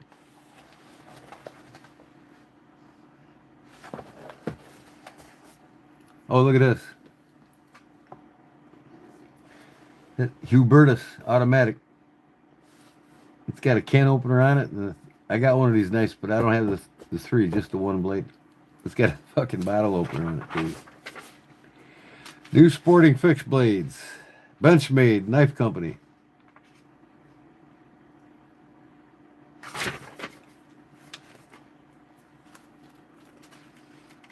Man, my fucking picture's pixelating again. Why?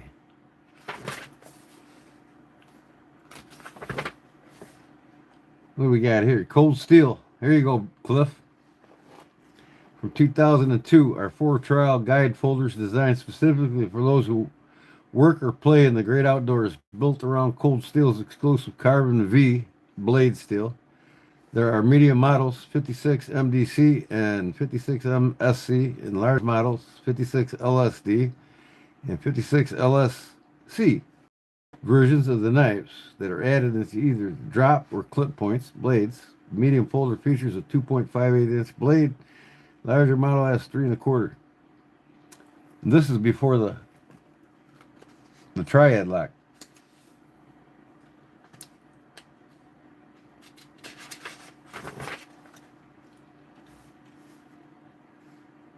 Gerber blades, K-bar knives, Cat's knives.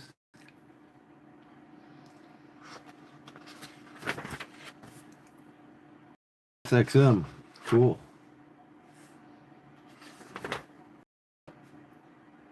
What in the hell is that?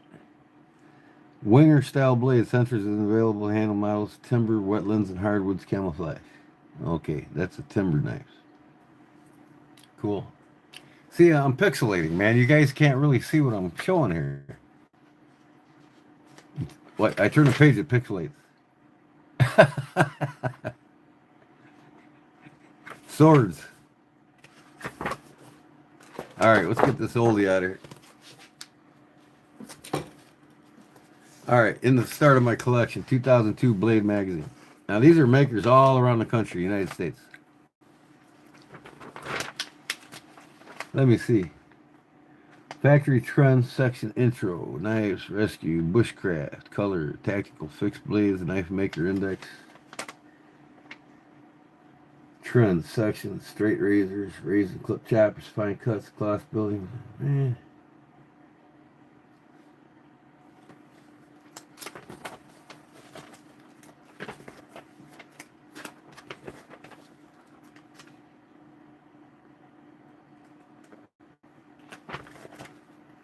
These are all in color. And find something interesting here. Legendary Harvey Dean left stands with custom knife makers J.W. Randall. In the center, that's J.W. Randall. So that's Bo Randall's kid.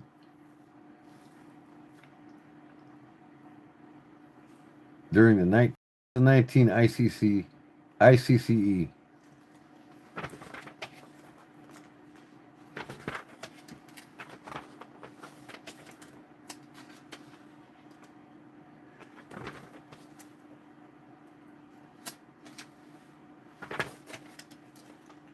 Sharpening straight razors, huh? Okay.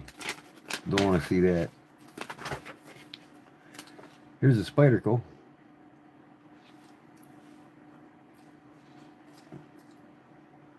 Look at the old Spyderco there. Look at that thing. Isn't that ancient? Well, it's 2024. It ain't 2022. It ain't too ancient.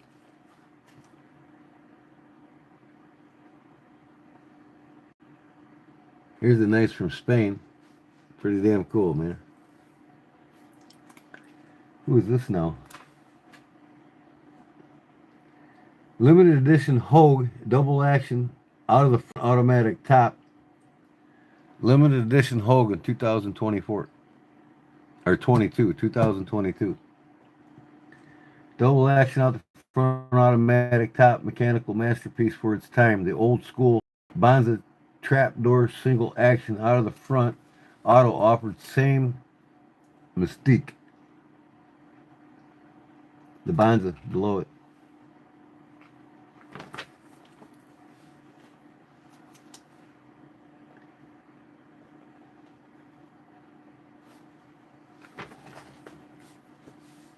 Whiskey and Me.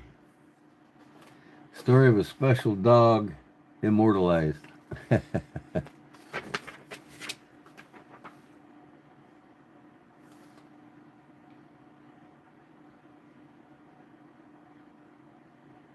Steve Schwartz. He's a legend. Big time legend in the knife industry.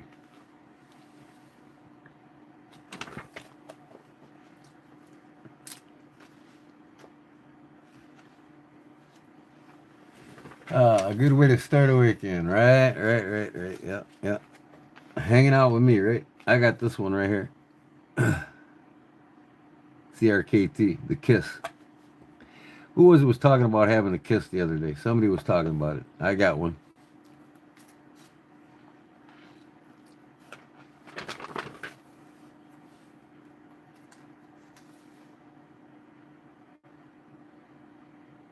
Look at this one here. Japanese custom knife maker Kazuyuki Sakuri designed the Spyderco Pochi. Looks like a dog. Any of you's got that one in your collection yet? The Pochi. Small dog with a blade open. The maker's custom knife series with the 1.58-inch blade. Manufactured from CPM S45 VN, the Poochie is a small knife with a movable tail. There it is, fold it up. You know, open it up, looks like a dog. I've seen that several times. Take a walk. All right, I'll probably still be here. We'll see you in a bit.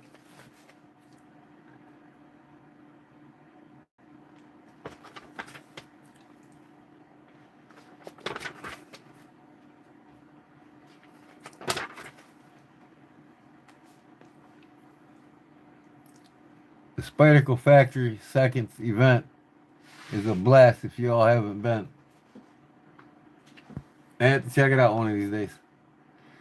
So what things could be coming up in the future night? With me? But the warm weather's getting here. A lot more forging on the fire. And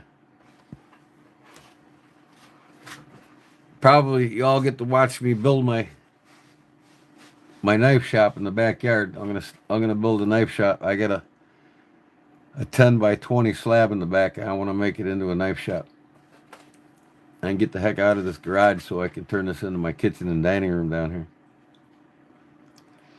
So I'm gonna be framing that up, building my new knife shop, and I'll probably have it set up on one side to where I'll have my knife display in there. And then the other side is going to be all my forging and knife building gear. And I'm going to quarantine the back part off so I don't get no dust and particles on my knife displays. It's going to be like a mini museum that I make with my knife shop built into it. Y'all get to watch me do that. I'll be live several times working on it. Y'all might get to watch me frame it. Coffin handle buoys. Always wanted to make one. There you go. I make another buoy. It's going to be just that.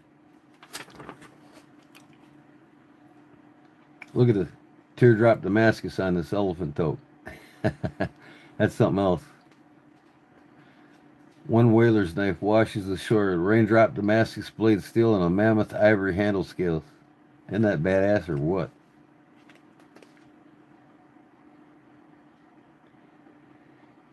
This one here is German steel, Bowler M390 blade, carbon fiber handle scales, and locking liner folder.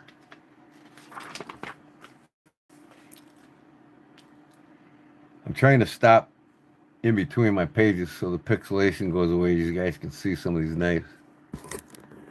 I don't know if I can get a little bit bigger maybe, but I don't want to.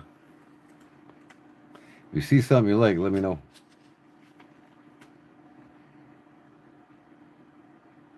You too, Leanne, man. God bless you, brother. We'll see you in the next one. Tomorrow night, or tonight, I should say, Saturday night is going to be my fun night because of the concert. So I'll be making something for you all tomorrow night.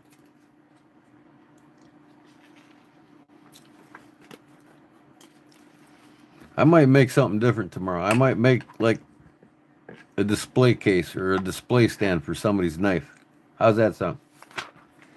Might get the woodworking going tomorrow night or tonight.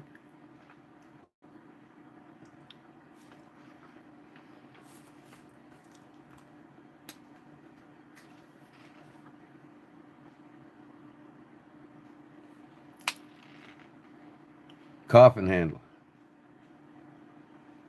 Yeah. You like them coffin handle buoys?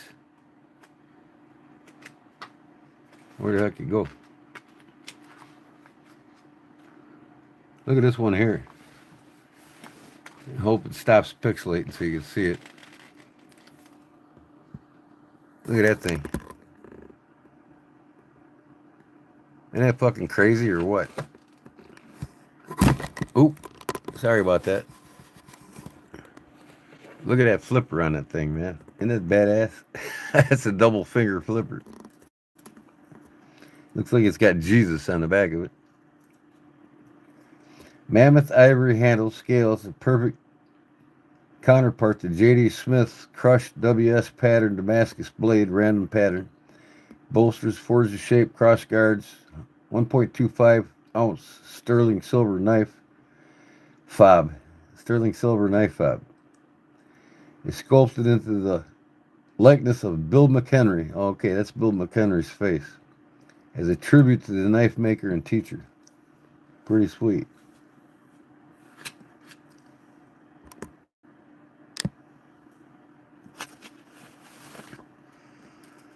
These are, I mean, all these makers from all over the country, man. They're just phenomenal, some of the work that they do. Steve Thompson. Dyed maple burl. Make the mouth water. 1084. It's 1084 and 15N20 Damascus blade.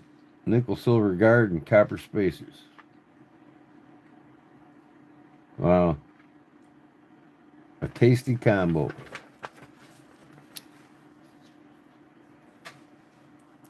I'm trying to stop in between turning the pages so it doesn't pixelate so much. So it'll come in focus for you. I don't know why I'm pixelating like this all the time now. It's driving me nuts. Oh, you can't see that page. Well, you can. My lag time here. Let me see if I can get rid of this lag time. I gotta go back. Go back to my live feed. Ah, shoot. I mean, some of the work these guys do are just phenomenal.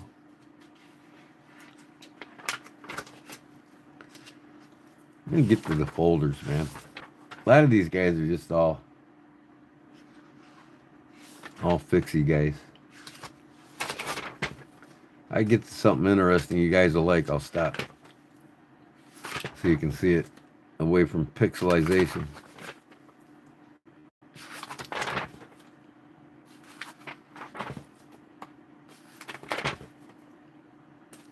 Just, I mean, some of these knife makers, you don't know who they are. I mean, there's so many of them in this country, it ain't even funny. And I'm sure some of these guys ain't from America. Look at this copper sand mite. It's fucking badass.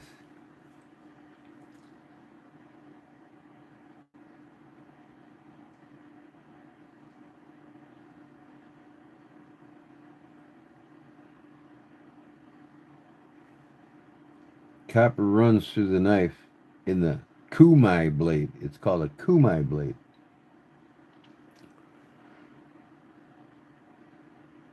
(15N20) and 80 CRV2 steel with the J Hugh Customs copper core. Hybrid handle scales of resin, copper, and wood. That's badass. Y'all see that? That knife is badass with the copper core resin scales. I'm going to have to make something like that. Black and copper core resin in a burl wood. But I won't be able to make that blade, of course, but it's pretty badass, man.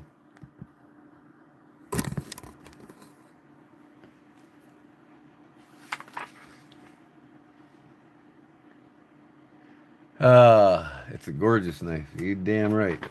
That's for sure. I mean, a lot of these knives are just works of art, man. And these are all custom makers around the country.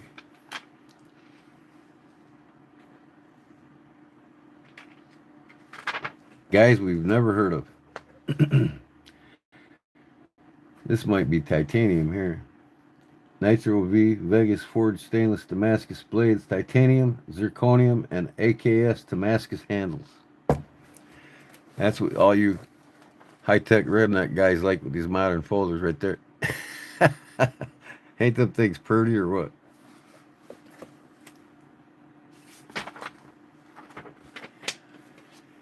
Yeah. Look at this one. Is that an OTF or what? Fixed blade. What? That's not. William Steeknap in a full-blown squall with lightning strike carbon fiber surrounds, thunderstorm Kevlar inlays for the handle. Kevlar inlays for the handle. And CTS XHP folder. That's pretty badass, man. This one right here.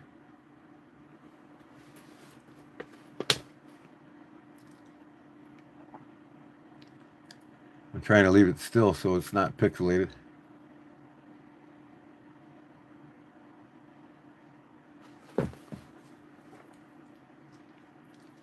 This one here is pretty sweet too. G10, micarta G10. It's got brown burlap micarta inlay. G10 make up the handle, the bolster half Damascus dress slip. Wow.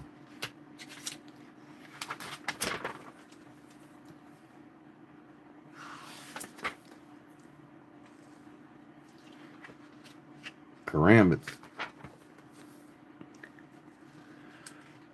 Would a basketball-sized burl make you enough scales after you stabilize them? Sure.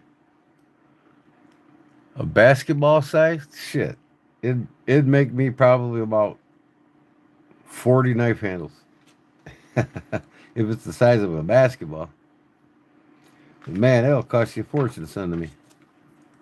What do you want for it?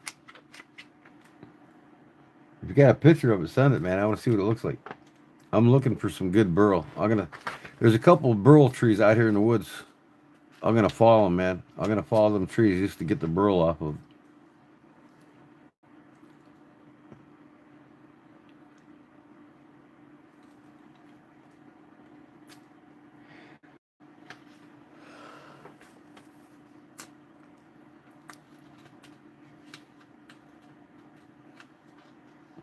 Yeah, find out how much it costs to send it, and I'll pay you for it.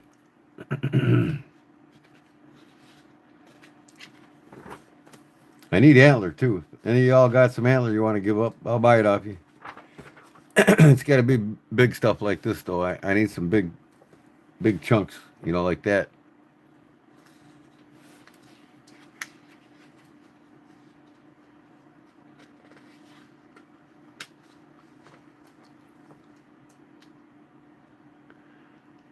You have access to acres on your land.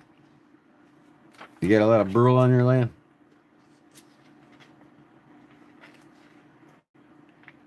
It's an art in itself doing this Damascus, man. You could point out the great Damascus makers from the cheap Pakistani makers in a heartbeat. But man, I'm just not into Damascus. I don't know why. I'm not. I don't think I'll ever make a knife with Damascus. Well, I made one knife, but I bought the steel pre-made, and then I just ground it and heat treated it.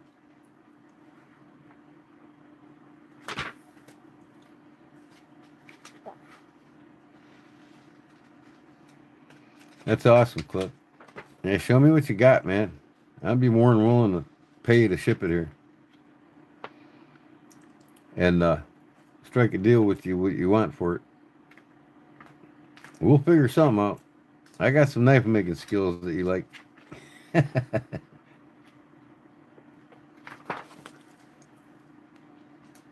I can even do you some custom one-of-a-kind cold steels.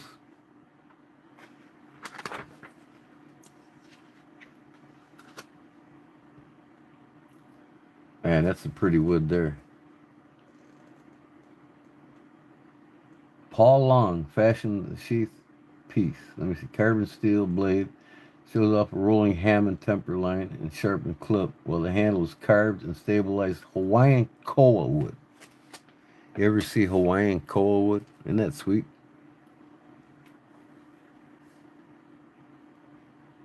I'm trying to hold it still so it don't pixelate. Man, is that beautiful.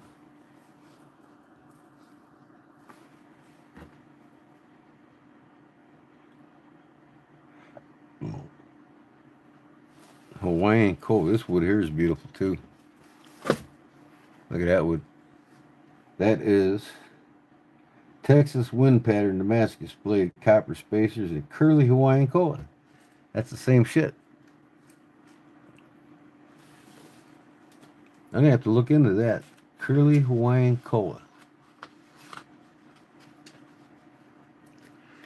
Got more elk out here than I can shake a stick at. Well, that's what I need, brother. I need some elk, really, for doing buck 110 knives and even Bowie knife handles. I need some elk bad. I used to get it from my aunt when she was a taxidermist in Douglas, Wyoming, and she retired 25 years ago. So it's like I don't get it anymore. I mean, she had a whole shop full of the shit just stacked up in the back room. And I wasn't into knife making back then. I was too young. And I wish I had access to that shop today. I wish she didn't retire. But she's 83 years old, so.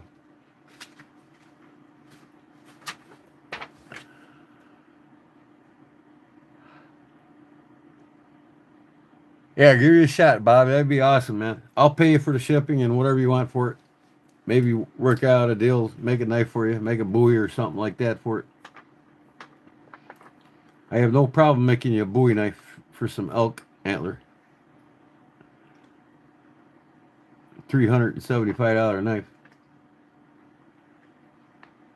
As long as I get some elk antler, I can make many knife handles out of it.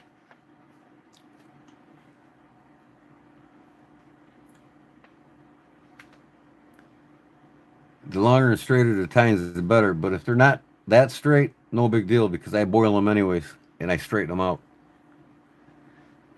I can boil any tine and make it completely straight.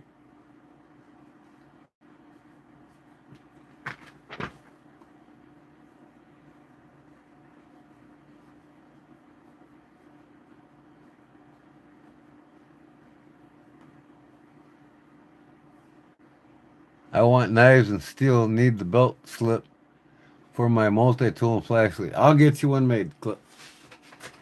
I'll get you a slip made for your multi-tool.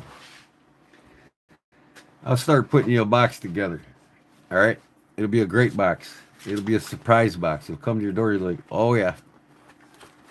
And when you get it, just throw something in a box and send it my way. You know what I want.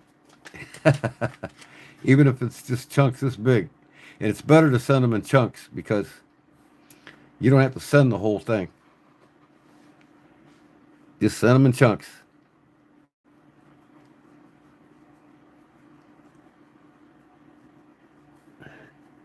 Man, look at these, man. Just fucking look at these knives. Would you look at that? I mean, come on. Who wouldn't want to buy any of these knives right here? Look at these folders, man. I mean, look at the blade on that thing. Isn't that fucking crazy? And look at the leopard on this bolster. That's what I'm getting into. I'm gonna get the electric carbon tools to be able to do the scroll work on bolsters. I want to do it bad, man, because I'm an naturally born artist, and I can draw out and do any of this freehand. And I want to be able to take somebody's buck knife and carve a leopard on it if I want, or carve a bear on it, or you know what I mean? I want to be able to carve shit on knives like this. I want to be able to carve all that into bone. That's all bone and it's carved in a floral pattern. I can do that. I got to get the tools and start doing it. Practice, practice, practice. Do new sheds work or do you need them fresh? New sheds work or do you need them fresh? No, I mean, they could be 20 years old as long as none of the critters got to them. You know, young or old, it don't matter. I mean, I don't want them deteriorating, but you know.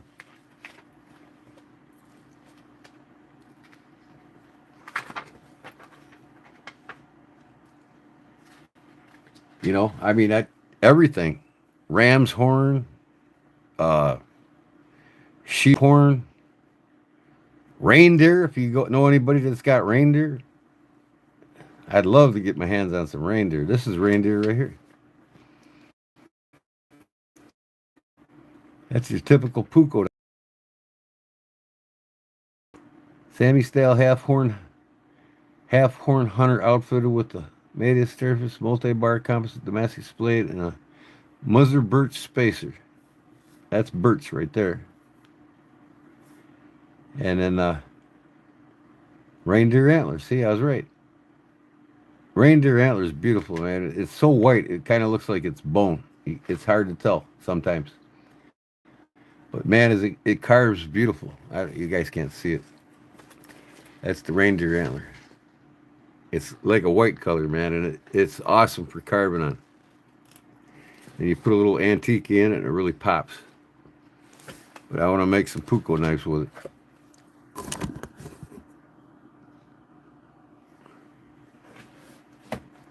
Man. I mean, look at this artwork on these knives. I mean, it's crazy.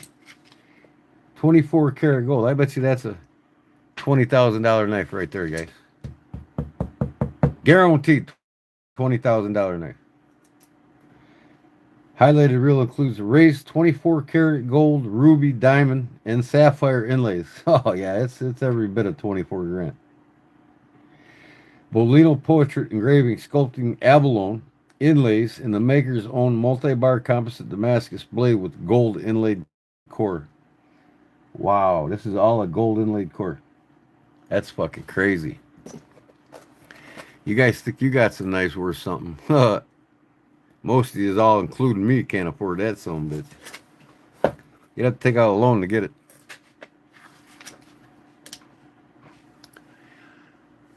You got a little caribou? That's good too. Caribou's just like the reindeer. In a way, stag, but not much. Yeah, put a little box together for me, brother. And then tell me what you need for shipping. And then I'll put a box together for you.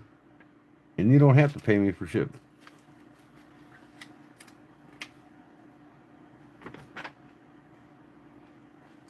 Man, look at this thing. All Damascus. What's that called? Handcrafted Damascus knife has a latch in the back that, when open, allows the stag grip to come off. Oh, wow, there's a latch in the back. Look at this. That's a latch in the back, and when you open that, the stag handles come off, and you can see the Damascus all the way through. Isn't that fucking crazy? So you don't have to have the Damascus on there. And how they do it is this is spring-loaded here, right? And it virtually pushes this stag on a keyhole slot in the front, underneath the bolster side of this handle. You know, under the stag, they actually have a keyhole slot cut out. And what happens is when this spring load tension comes forward, it pushes it into that slot on the keyhole and keeps it from coming up. So it's like a pressurized keyhole slot. So when this comes forward. Now when you take this tension off, that thing will slide right off of her, and you can use the knife full Damascus. That's crazy.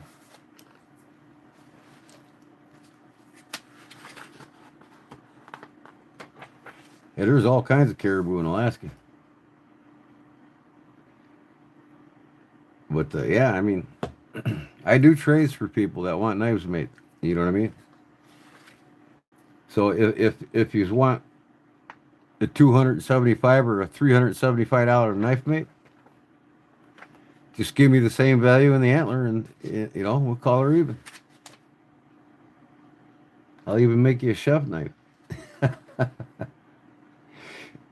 But you got to take care of it because it's not going to be stainless steel.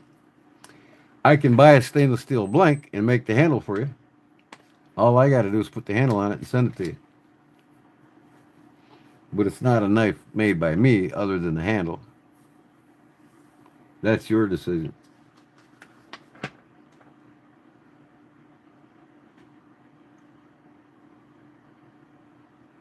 CPM S110V. This one here. Javon Roberts.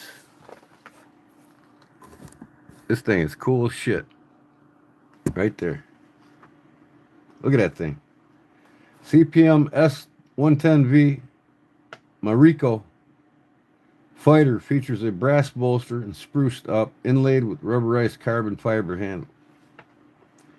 That is badass. That's a fixed blade. Wow.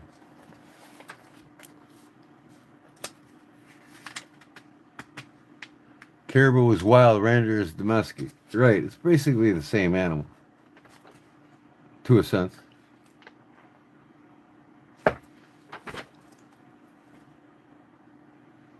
Daggers.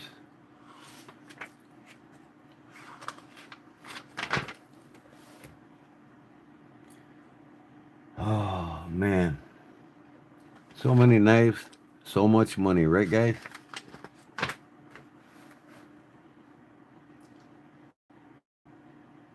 Wow, look at this thing.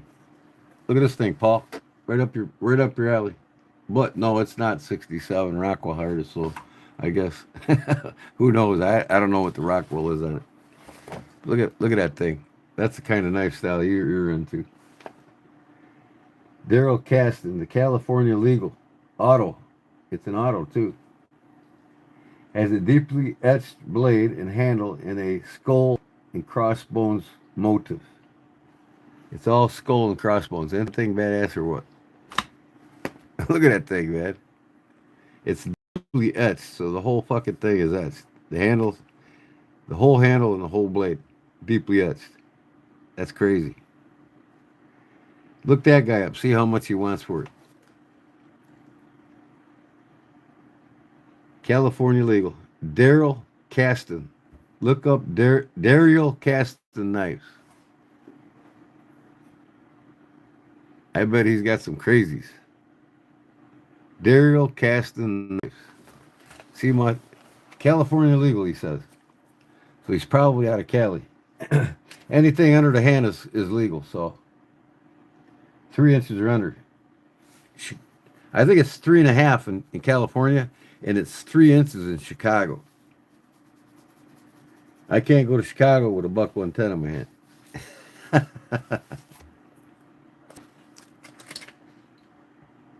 But you can in New York and you can in California. 3.5 inches, I think.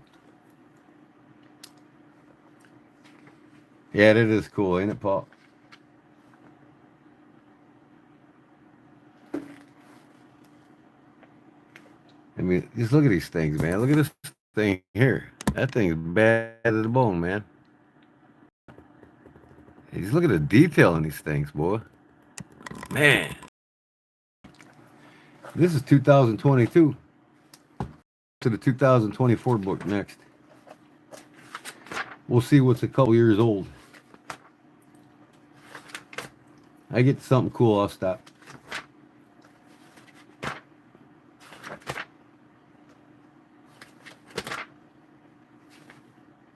Man, look at that sheath. That is sweet. That's for a kukri.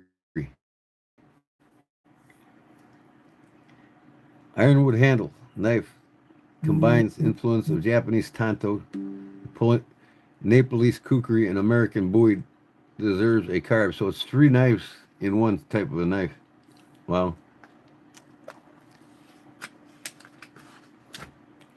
Oh, here you go. Here you go. This is what I want to make. This is the puko. I want to do the birch in the reindeer antler. Just like that. I want to do one just like this. But I'm not going to do a Damascus because that's not typical puko, really. And then I want to do the leather sheath with the reindeer core that the blade goes in. I want to do one just like this, man. That is the shit right there in the puko world. The semi-style half-horn hunter employs a twist pattern Damasteel blade and an engraved and carved reindeer antler handle and stabilized sallow root spacers. That is fucking badass. What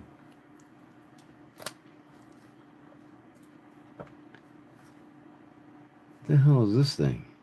1095, 15N20 Damascus blade. Sambar stag handle.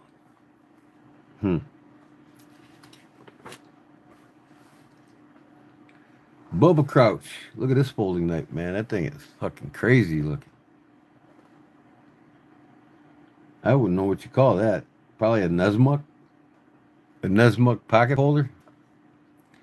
Detail was left untouched on the Panama trapper. Not the herringbone Damascus blade. Bark mammoth ivory handle. Bark mammoth ivory? Look at the copper bolsters. Or dipped, beaten, and blued. Or dimpled, beaten, and blued copper bolsters. Wow, that's crazy. I'd make one like that. Check my Instagram. Okie dokie. Where do I have it? On one of my pages. Hold on, let me check. I got one of the pages open. I just gotta find which one. I think I got it open. Not there, not there. Where the hell's my Instagram at? I gotta bring that shit up again?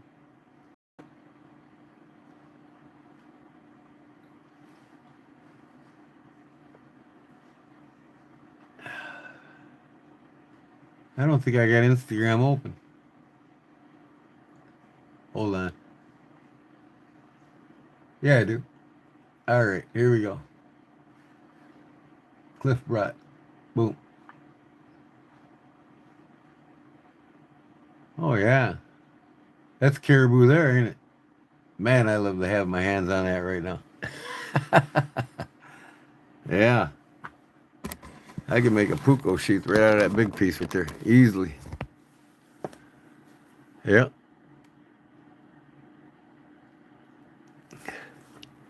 Let me see. Oh. This would be good even just to carve an elk scene on it or something, or a caribou scene. do a caribou scene with the mountains in the background. Hand carve that in that. Cut his hair like it's like you got the line there. These would make nice little buck 110 handles right here. What do you got over here? Bone?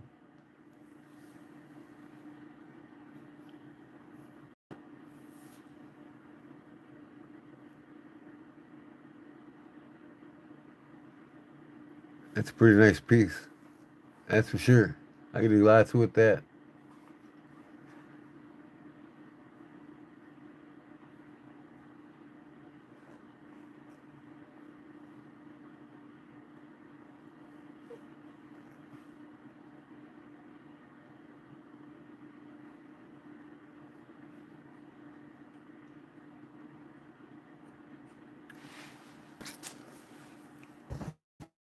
Yeah, that'd be a nice caribou and moose. Okay, nice. Yeah, I mean, any antler, any and every antler I can get my hands on, you know. Moose, elk, antelope, you name it, man. Even antelope, you know. Goat, ram horn, all of it. Even bones, man. You know, calf bones. You know, bone handled knives.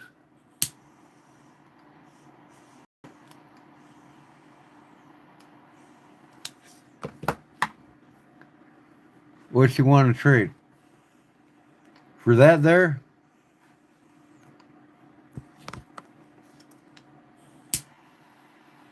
what you got in mind, Clip? I think it's worth a good 150, maybe $200 knife, or anything comparable, and $200 because there's a good chunk there.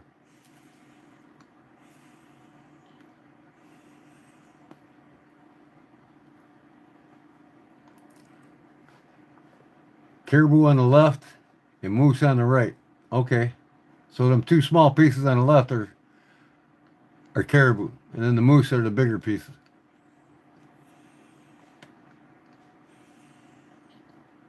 I got you.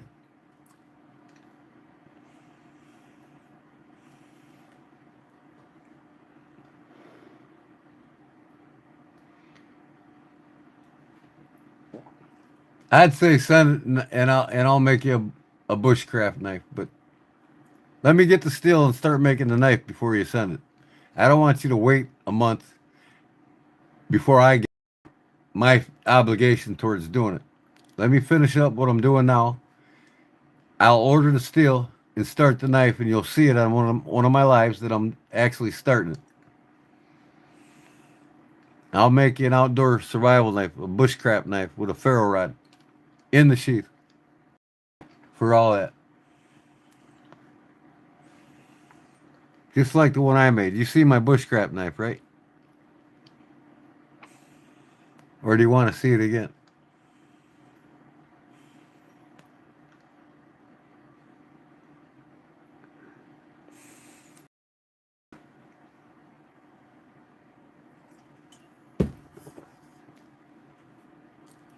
That'll work too. You want a pocket dropper with a Warncliffe blade? I got you covered. I'll carve the spine and everything. That'll be a $225 knife.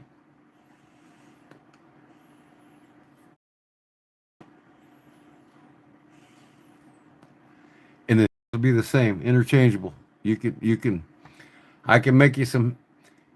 I'll make you some burlap burlap handles on it, and then when I get this caribou and moose, I'll uh, I'll make you some moose handles to put on. I'll make you a pocket dropper. If that's what you want, that's what I'll make you. All right. And a Warncliffe, you said, right? I got the steel to start that now, so I'll get that started for you. Can he pick the steel? As long as it ain't stainless. I mean, I don't make stainless, and I'm not set up with it. But I can buy stainless blanks, you know, ready to go. All I got to do is make the handles on it. I can get the stainless Warncliffe blanks. You want a stainless blank? I can get a blank.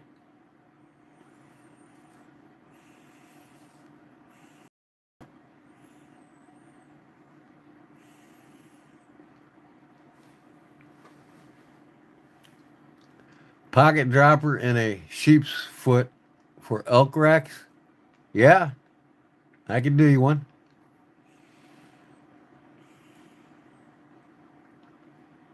You all see my short on my pocket drops, right?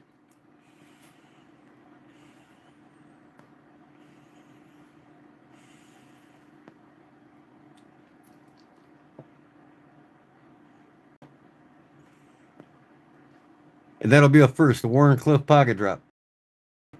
And I think that'd be pretty damn badass when I get it done. And I'm gonna make it like a sway back. What do you think? A sway back pocket drop, Warren Cliff. You know what I'm talking about?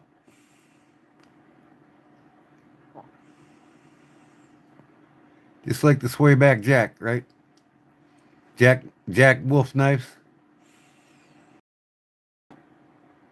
Pop's Pro Cut.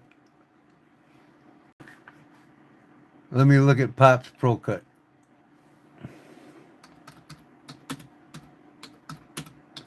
I'm all for it to expanding my horizon here, making different blades in different shapes.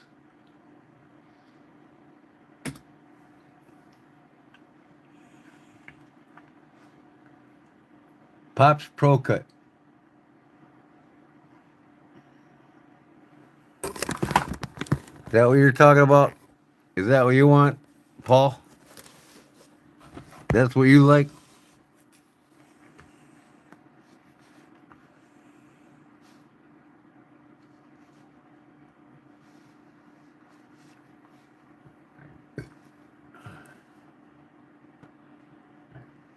Where in the hell's my chat at here now? I don't know. I gotta bring this back.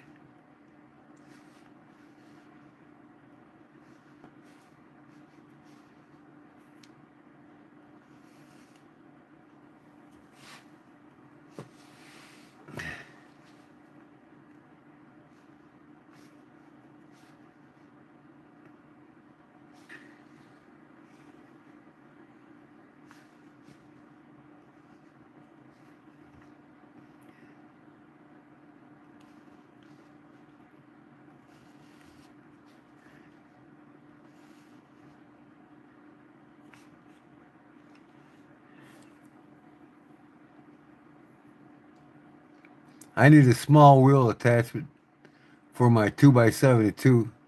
Could you make it? A small wheel? No, I'm not set up to make metal parts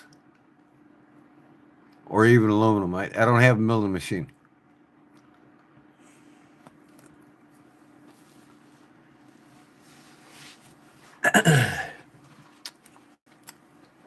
Is this the knife you like here, Paul?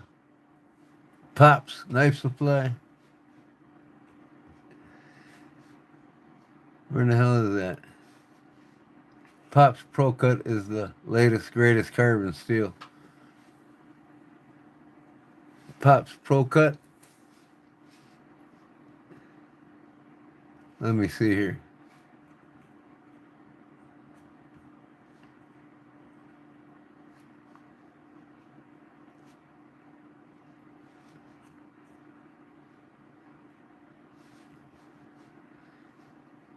What the heck is this?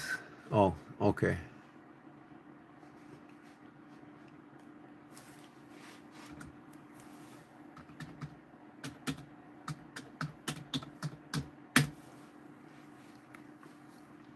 View all Pop's Pro Cut. Right here. Hunting knife with a new type of steel. Pop's Pro Cut YouTube.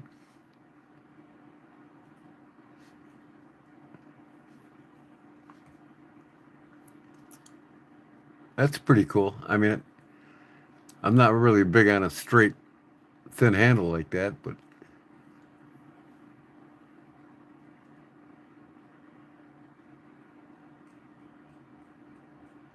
boy, they got a bunch of nothing pictures here. Let me see. View image.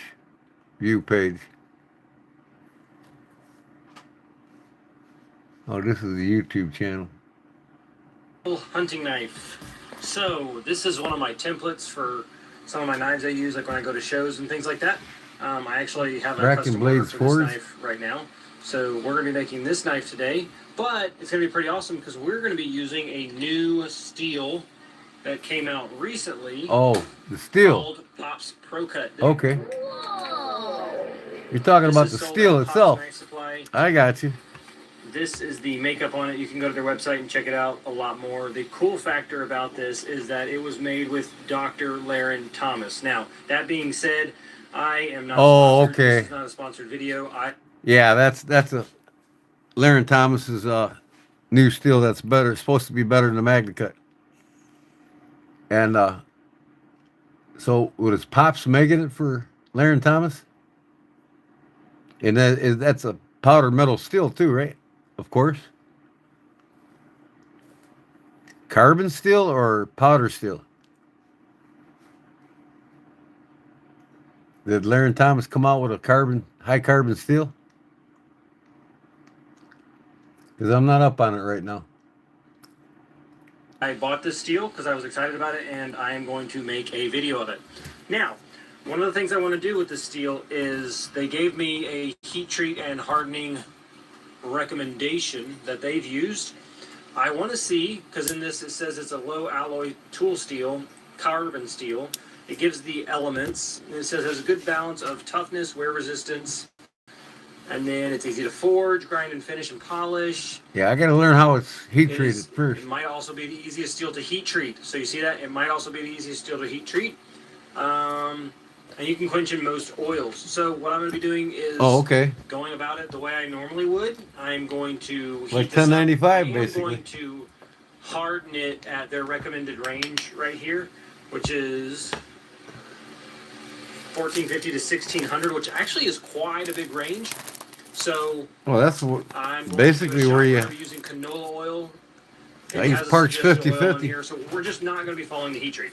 So I want to see how awesome the steel is, and then my next question is, how awesome is it when you don't follow their recommendations? Yeah, that's fine, Cliff. I'll use let's get into it. 1095. That's the toughest. We're going to use some blue dicum, lay it out. It's going to be a working knife for you. You want the 1095. That's the toughest, highest amount of high carbon steel that you can get. It's got the highest amount of carbon steel in it, 0.95%. So it's got more high carbon than the 1084.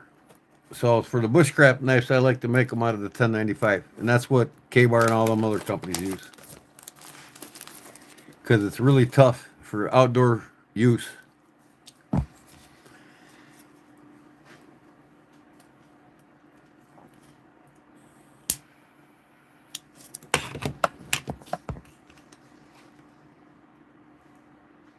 Oh man, redhead. Great. Maybe it was shown shinier, but for this application, this is going to be an EDC carry knife. Now I don't mind making EDC carry knives high polished like this. The issue is when you put them in a Kydex sheath, it tends to sometimes mar the surface a little bit, just the mirror polish, and so I don't want to do that. So I'm going to stick this into my vibratory tumbler and just give it a good rock polish real quick, and then we'll move on to the handle.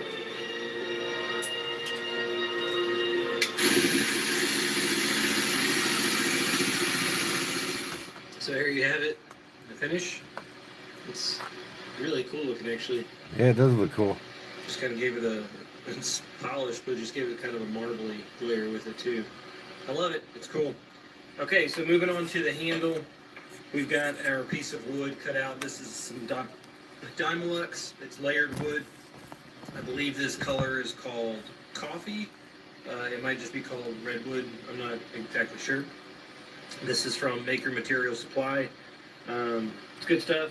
I like it. One of the things you need to do, careful when you're using this, is don't try to bend it when you're gluing it on the material. And I like to use a really thick piece because it just adheres better and works better. Also, don't, when you're using the clamps, really clamp too hard on it, because during the gluing process it could break.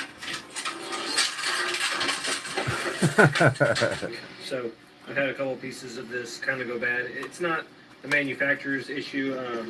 I really truly think it was me, so I think I was just getting a little too rough with it. I had a subscriber on a previous video. I believe it was the how to make your first buoy video, and it's a buoy out of a horse rest. And he asked, he always sees people put the handle together, but then he doesn't see how they finish the pins and things like that. So I'm going to break down this process and try to explain it the best I can. Let's dive into it.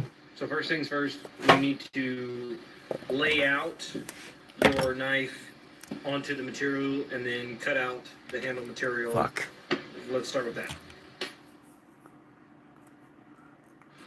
So one of the things I did was I used a Sharpie to lay it out and not my scribe, mainly because for this being more of a beginner type build, you're going to want to have some bigger lines to work with and not so much little tight lines. As you get better and you make more knives, you can work with tighter lines. Be my guest. If you want to just go ahead and jump into it and use tighter lines, you can. Okay, so now that we've actually drawn our outline, we're going to walk over to the drill, make sure that our drill press is fit with a bit that's going to accept this, which is 1/8 pin stock. And I'm going to just pilot these holes so that I can take it off of here and finish the scribing on it.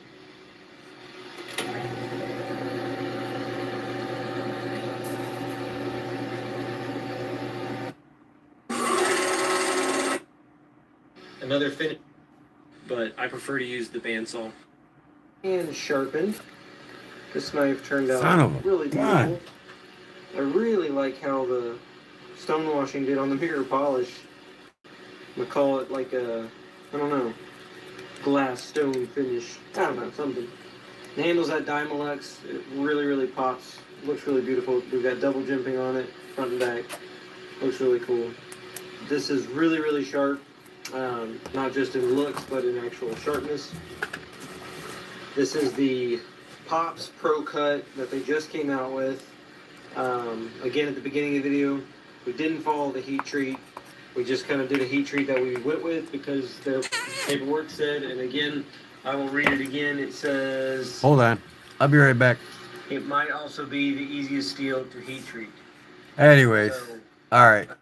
I got it on that Pops Pro Cut. I'm going to go grab something real quick. Hold it.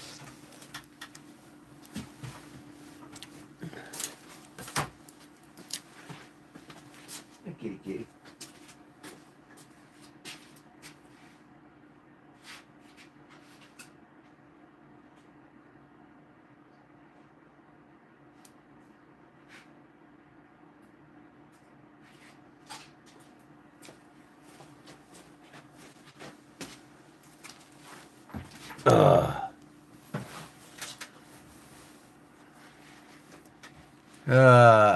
What we got here? Pops Pro Cut is carbon steel. Yep.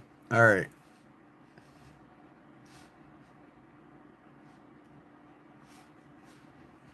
All right.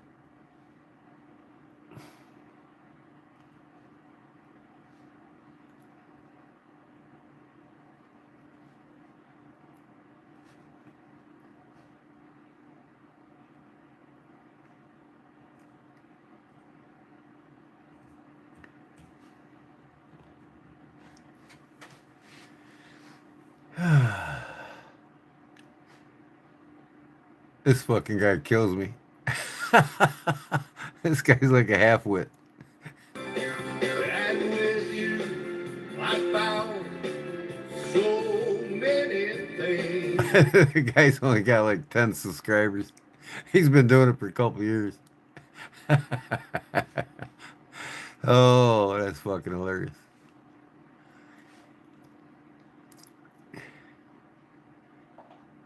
You get to see my history log here. What I like to watch. Pops Pro Cut will make Damascus actually good as far as the edge retention. Yeah? Well, I'm never going to have to worry about that. Fuck practice. Oh, shit. What the hell?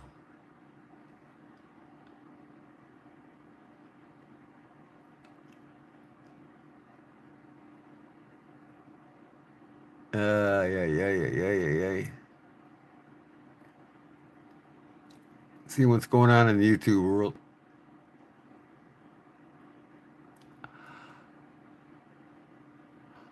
Uh-huh.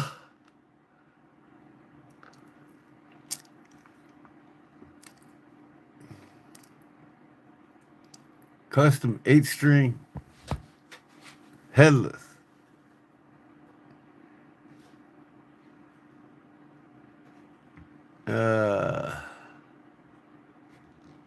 How to get good. Ooh, what the hell? Where'd it go? Oh, right here. Salamander Morvete Birthday Philosophy. Wow.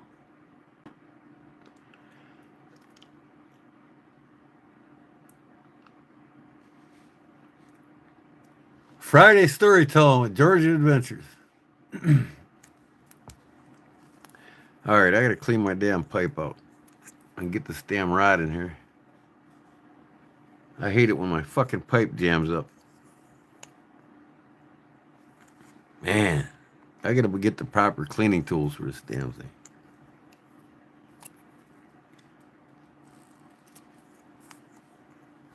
Hi, kitty. What are you looking for?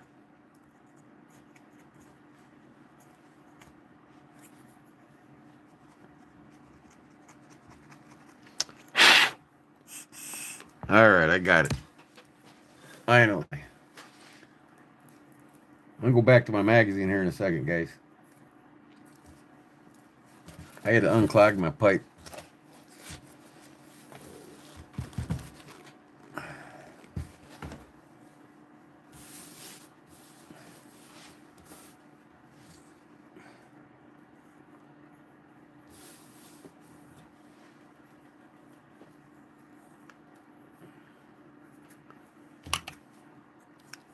Now, the fucking filters I bought are too long for the damn pipe. Well, hi, kitty. You coming to see me? All right.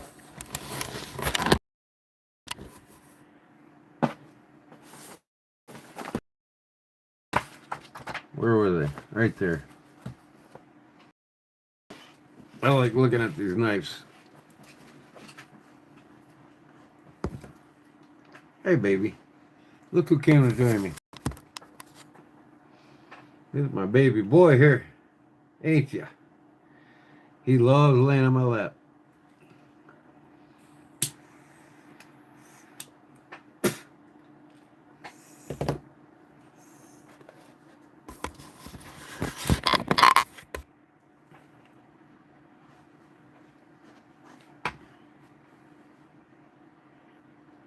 Okay.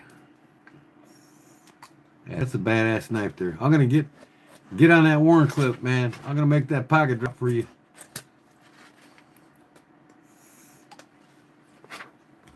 That's what I'm talking about. Something different.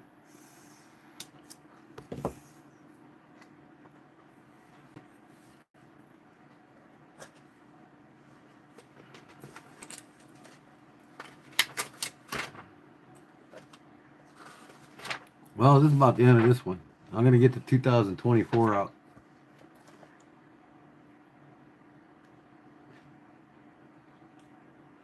Boker.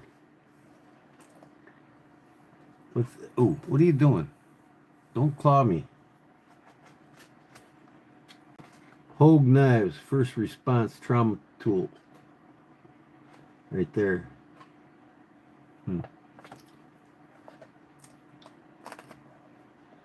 Boker Rescue, Condor tool and knife. Tops knife.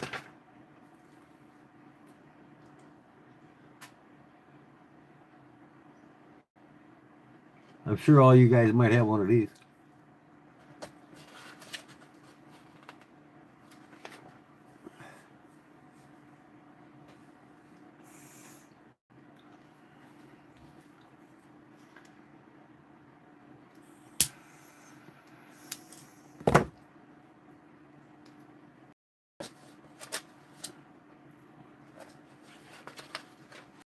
Well, that's it on this one.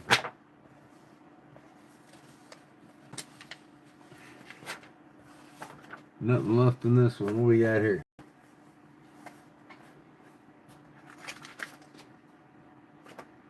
Sog. Okay.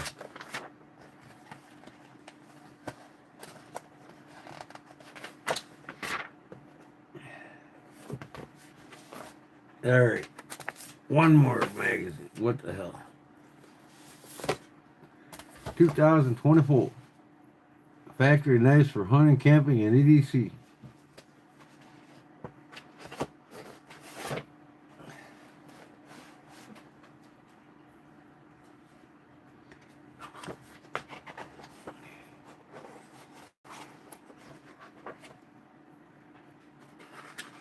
And my fingers ain't working too well. My cat wants me to pet him.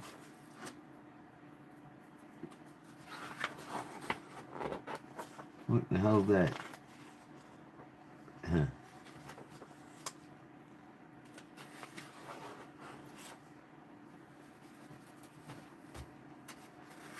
I know, kitty. I know. White River. Notice it don't say Bark River. I bet you Bark River's in here.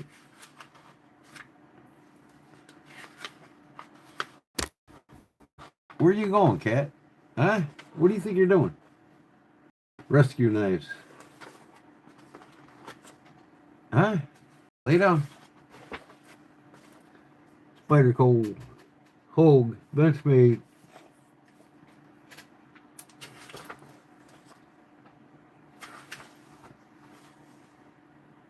And 690, 680? I don't know.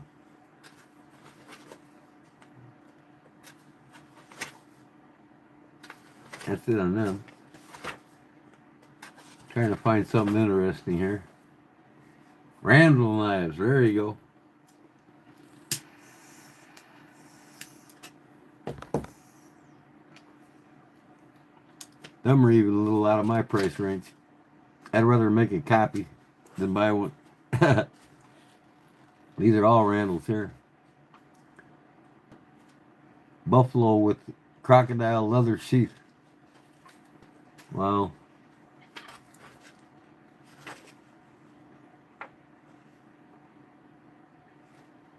Notice they ain't got the fucking prices in here on them. Of course, every one of them's over $500.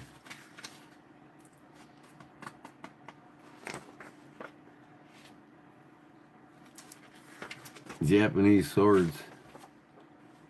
I don't care about Japanese swords. Look at that thing. Bill Ogden. Now that's cool. Jason LeClaire and Bella CPM 154 swayback jack. That's the swayback I was telling you about, Cliff. Swayback with a Warncliffe on the end instead of a drop. Yeah, well, that's probably a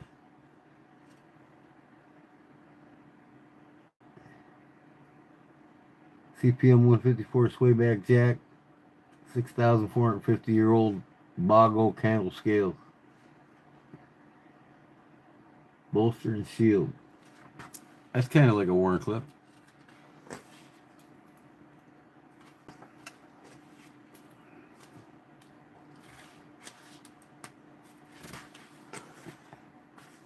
Look at this thing, shark's teeth, coyote jaw.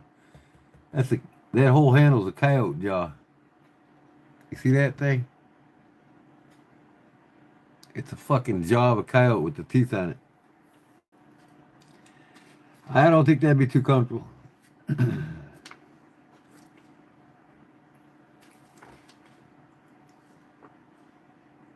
Boy, these things are colorful. Look at the sheaths that come with them, the Kodiak. Magnificio, the brook trout, brown trout, and rainbow trout knife. There you go, Cliff. You're a fly fisherman. Get you a trout knife by Joe Mangiafico. Got a glare on the fucking page. You probably can't see it too well. Yeah, it's pretty sweet. I like the fish patterns, man. That's pretty cool. I like to get that rainbow trout. That's badass, man. Got a brass bolster on it and everything. Nitro V blades, brass micarta and Makumi gain guards, and a Z10 copper and brass handles.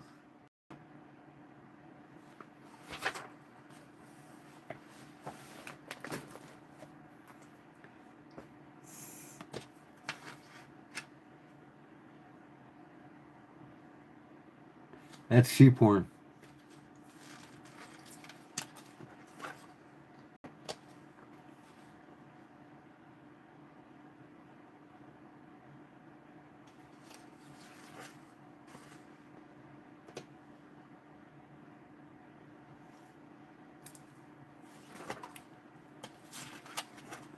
A lot of traditionals in this one. Yeah.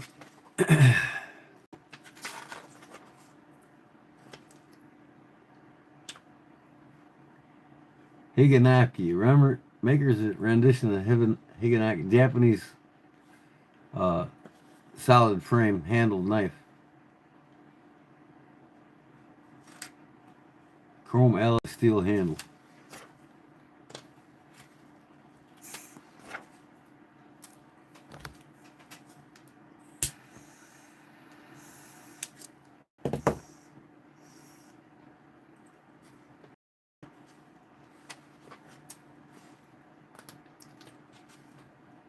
Look at these things. CPM 154 fixed blades, part of the Maker's Hornet series, and Stingers. Ooh, look at that. Bob Loveless. There you go. The trio includes Bob Loveless style shoot, dropped hunter, and boot knives, AEBL blades, and mother of pearl handles. I bet you them are costly. Coming from Bob Loveless.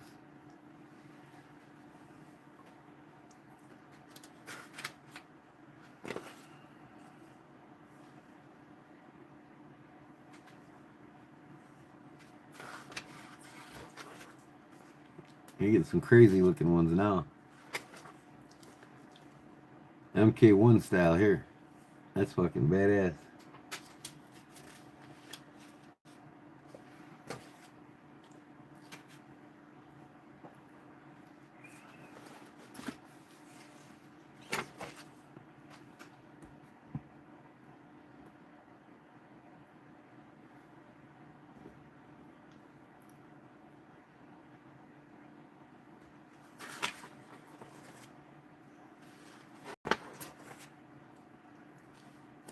Coffin handle on that one. Bowie. Nickel, silver, and ironwood.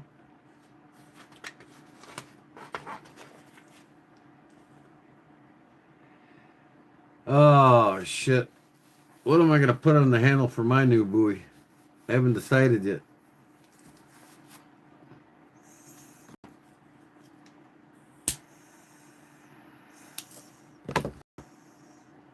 I'm thinking about putting ram's horn on it. I might get a birch burl for it too.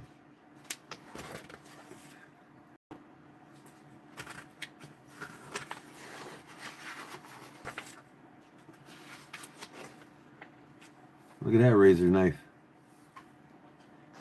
Honduran rosewood. That's pretty fucking cool looking.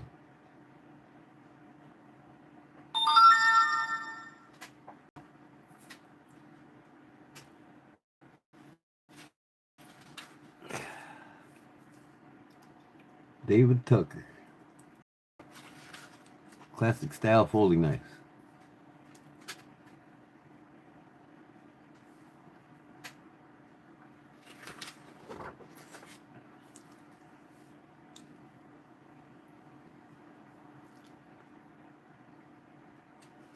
Hi, kitty kitty.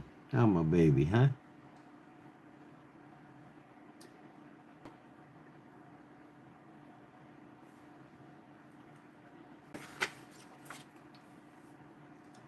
Look at that thing. The Picarshi Elkin liner lock folder showcased a Tiffany blue NTPT North Thin ply technology. laminated composite handle, dark titanium accents, bronze Zerblast liners, and ghost flipper tab. Crazy. CPM S35 VN blade, the Stinger titanium frame lock folder. Peter Carey.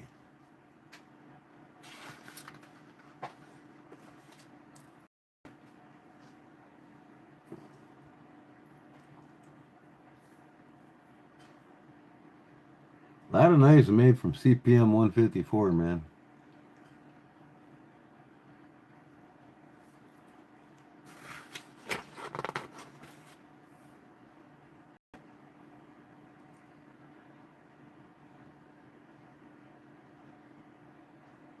Damascus, that's fucking badass, and this titanium handle.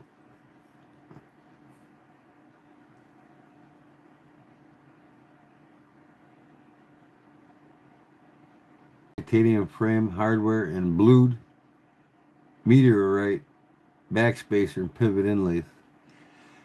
That's crazy. Made from RWL 34.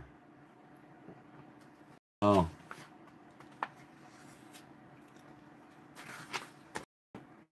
A lot of chef knives in here, man. Crazy looking ones, too.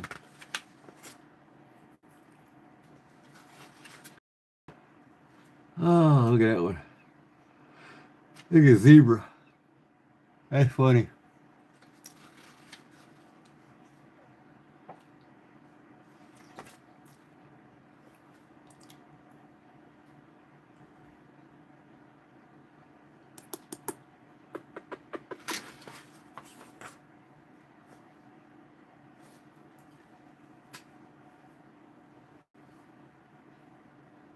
I like the style of this one. PSF 27 drop point. Dyed burlap, green dyed burlap micarta. Wow. It's one hot commodity, they said.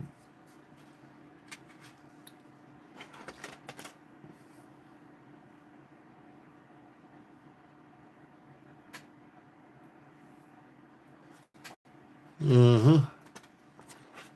You guys getting bored with looking at these knives or what? Cliff Parker.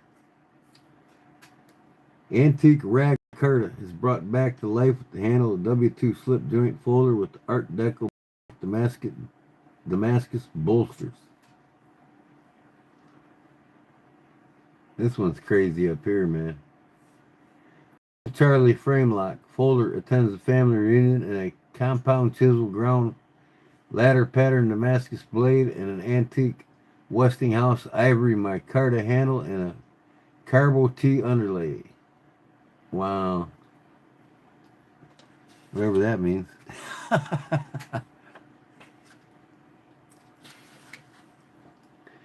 Klitsch pick utility and EDC knives. State of the art. Wow. Daggers. More daggers. Not into daggers. You gotta be a special breed to be a dagger collector. This thing's crazy. Bubba Crouch. Look at the blades on this thing. In the Damascus. Wow.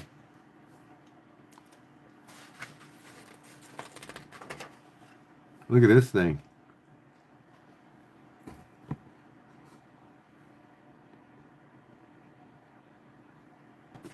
If I can get it in the picture a little better. Look at that thing, man.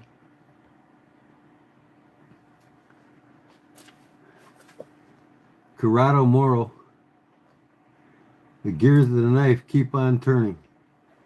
In the sculpted stainless handle and bolster area of RWL 34, Ure reveal it all.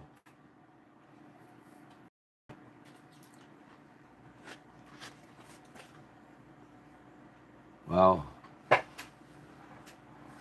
Crazy how they do that shit. Nope. Nope. Bolt. Right. Sweet.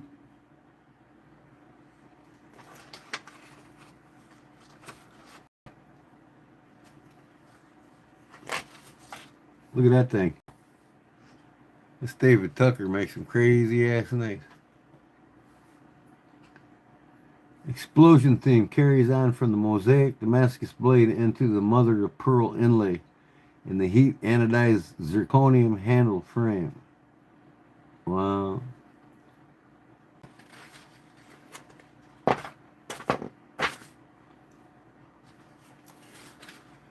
All kinds of knives out there, guys.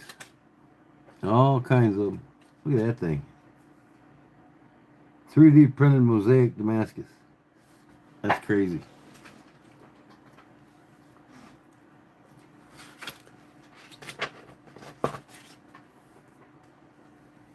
Look at that sheath. Wow.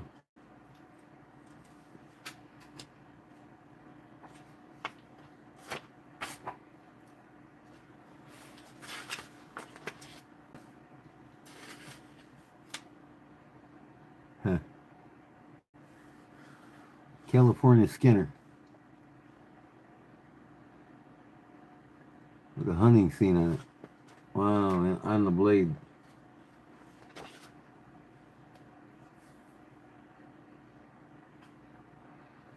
Crazy.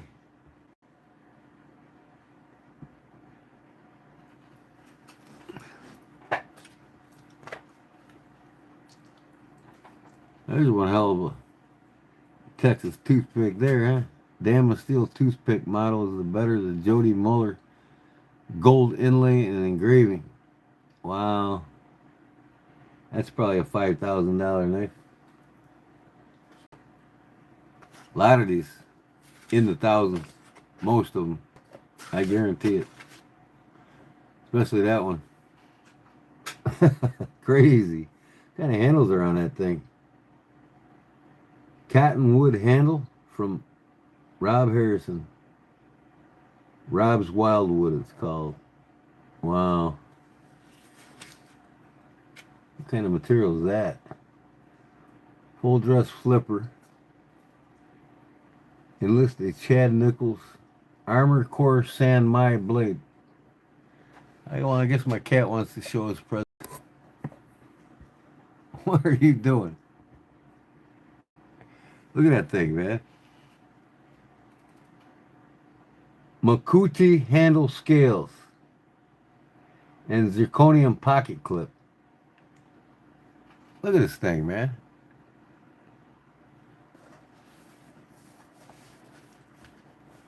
Them fucking scales crazy or what?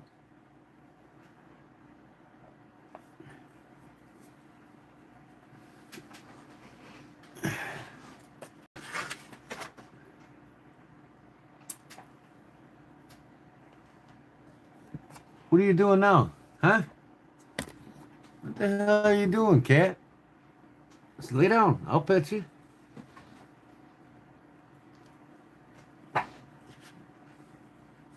That one's crazy too. Titanium handle frame with the black lip pearl inlay.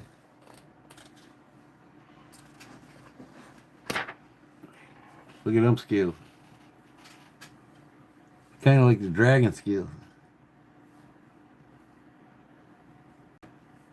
SD2 San Mai Damascus flipper folder. Titanium liners. Adds color to the SD2 San Mai Damascus flipper folder.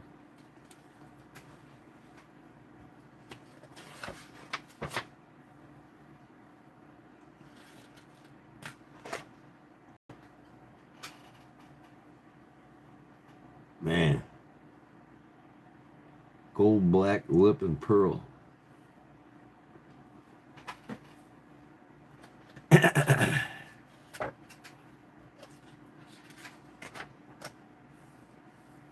Some crazy knives out there, guys.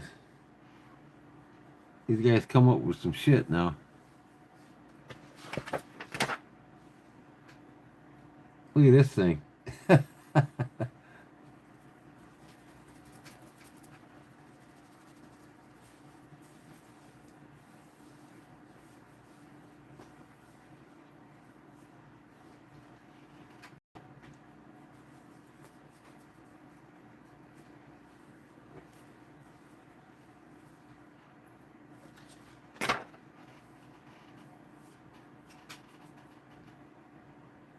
Mother of pearl. All right, guys. I'm getting my legs getting tired. This cat's driving me nuts. I think I'm gonna go up and hit the sack. This fucking pipe, can't smoke it without I filter it. It's killing me. QSB Auto Showcase Lava Lamp Damascus Blade. You ever see something like this? Lava Lamp Damascus Blade. This will be the feature of the night, and I'm done, guys. There you go. Look at this thing right here.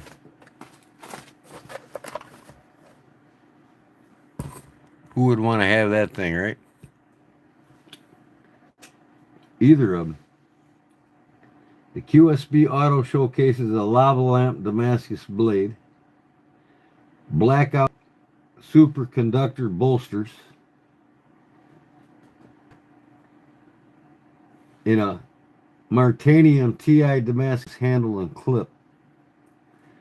TI Damascus handle and clip. Wow. You wouldn't want that, Cliff? How about that one? This is what Paul would love. This is Paul's style right here. But they got to be 67 to 69 Rockwell hardness. What are they made from?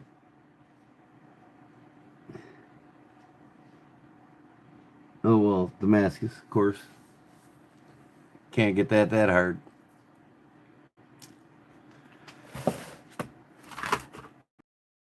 Oh, any other cool ones here?